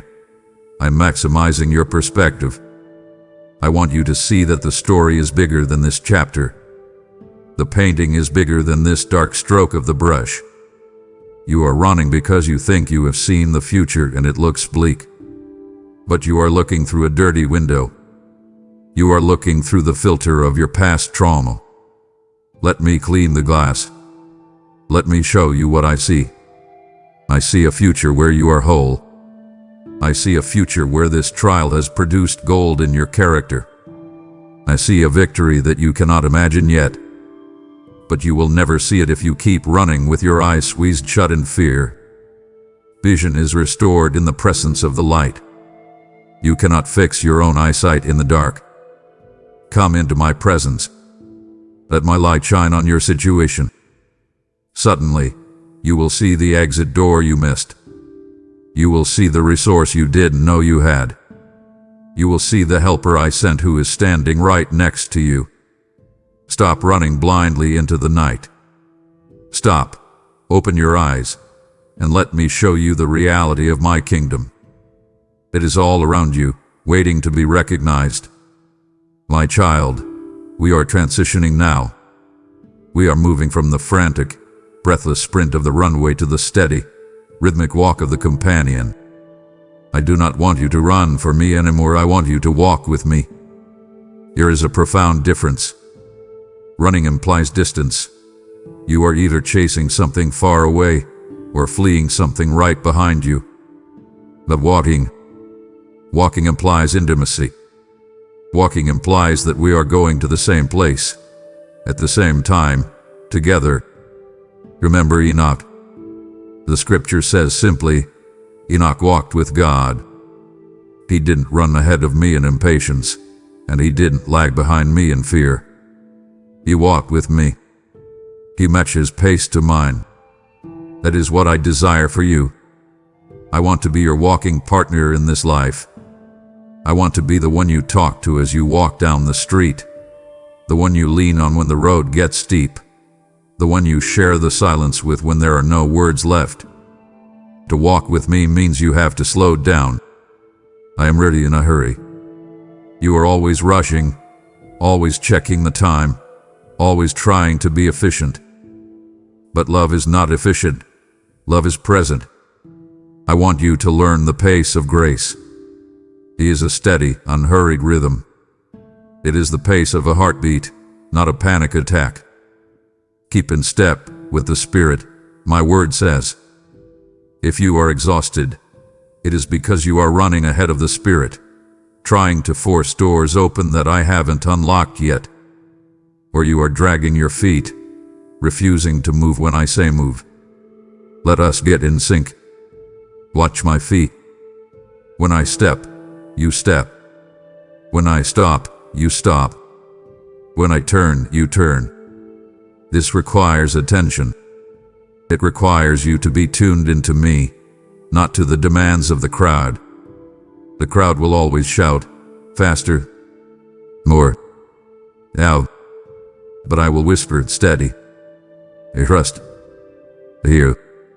We will move forward together, but we will do it at a pace that sustains your soul, not one that destroys your body. No more frantic sprinting. No more exhausting yourself trying to save the world before dinner. Just steady faithfulness. Just doing the next right thing. Just loving the person in front of you. Just trusting me with the outcome. Walking with me makes the journey bearable. In fact, it makes the journey beautiful. You will start to notice the flowers by the roadside again. You will feel the breeze.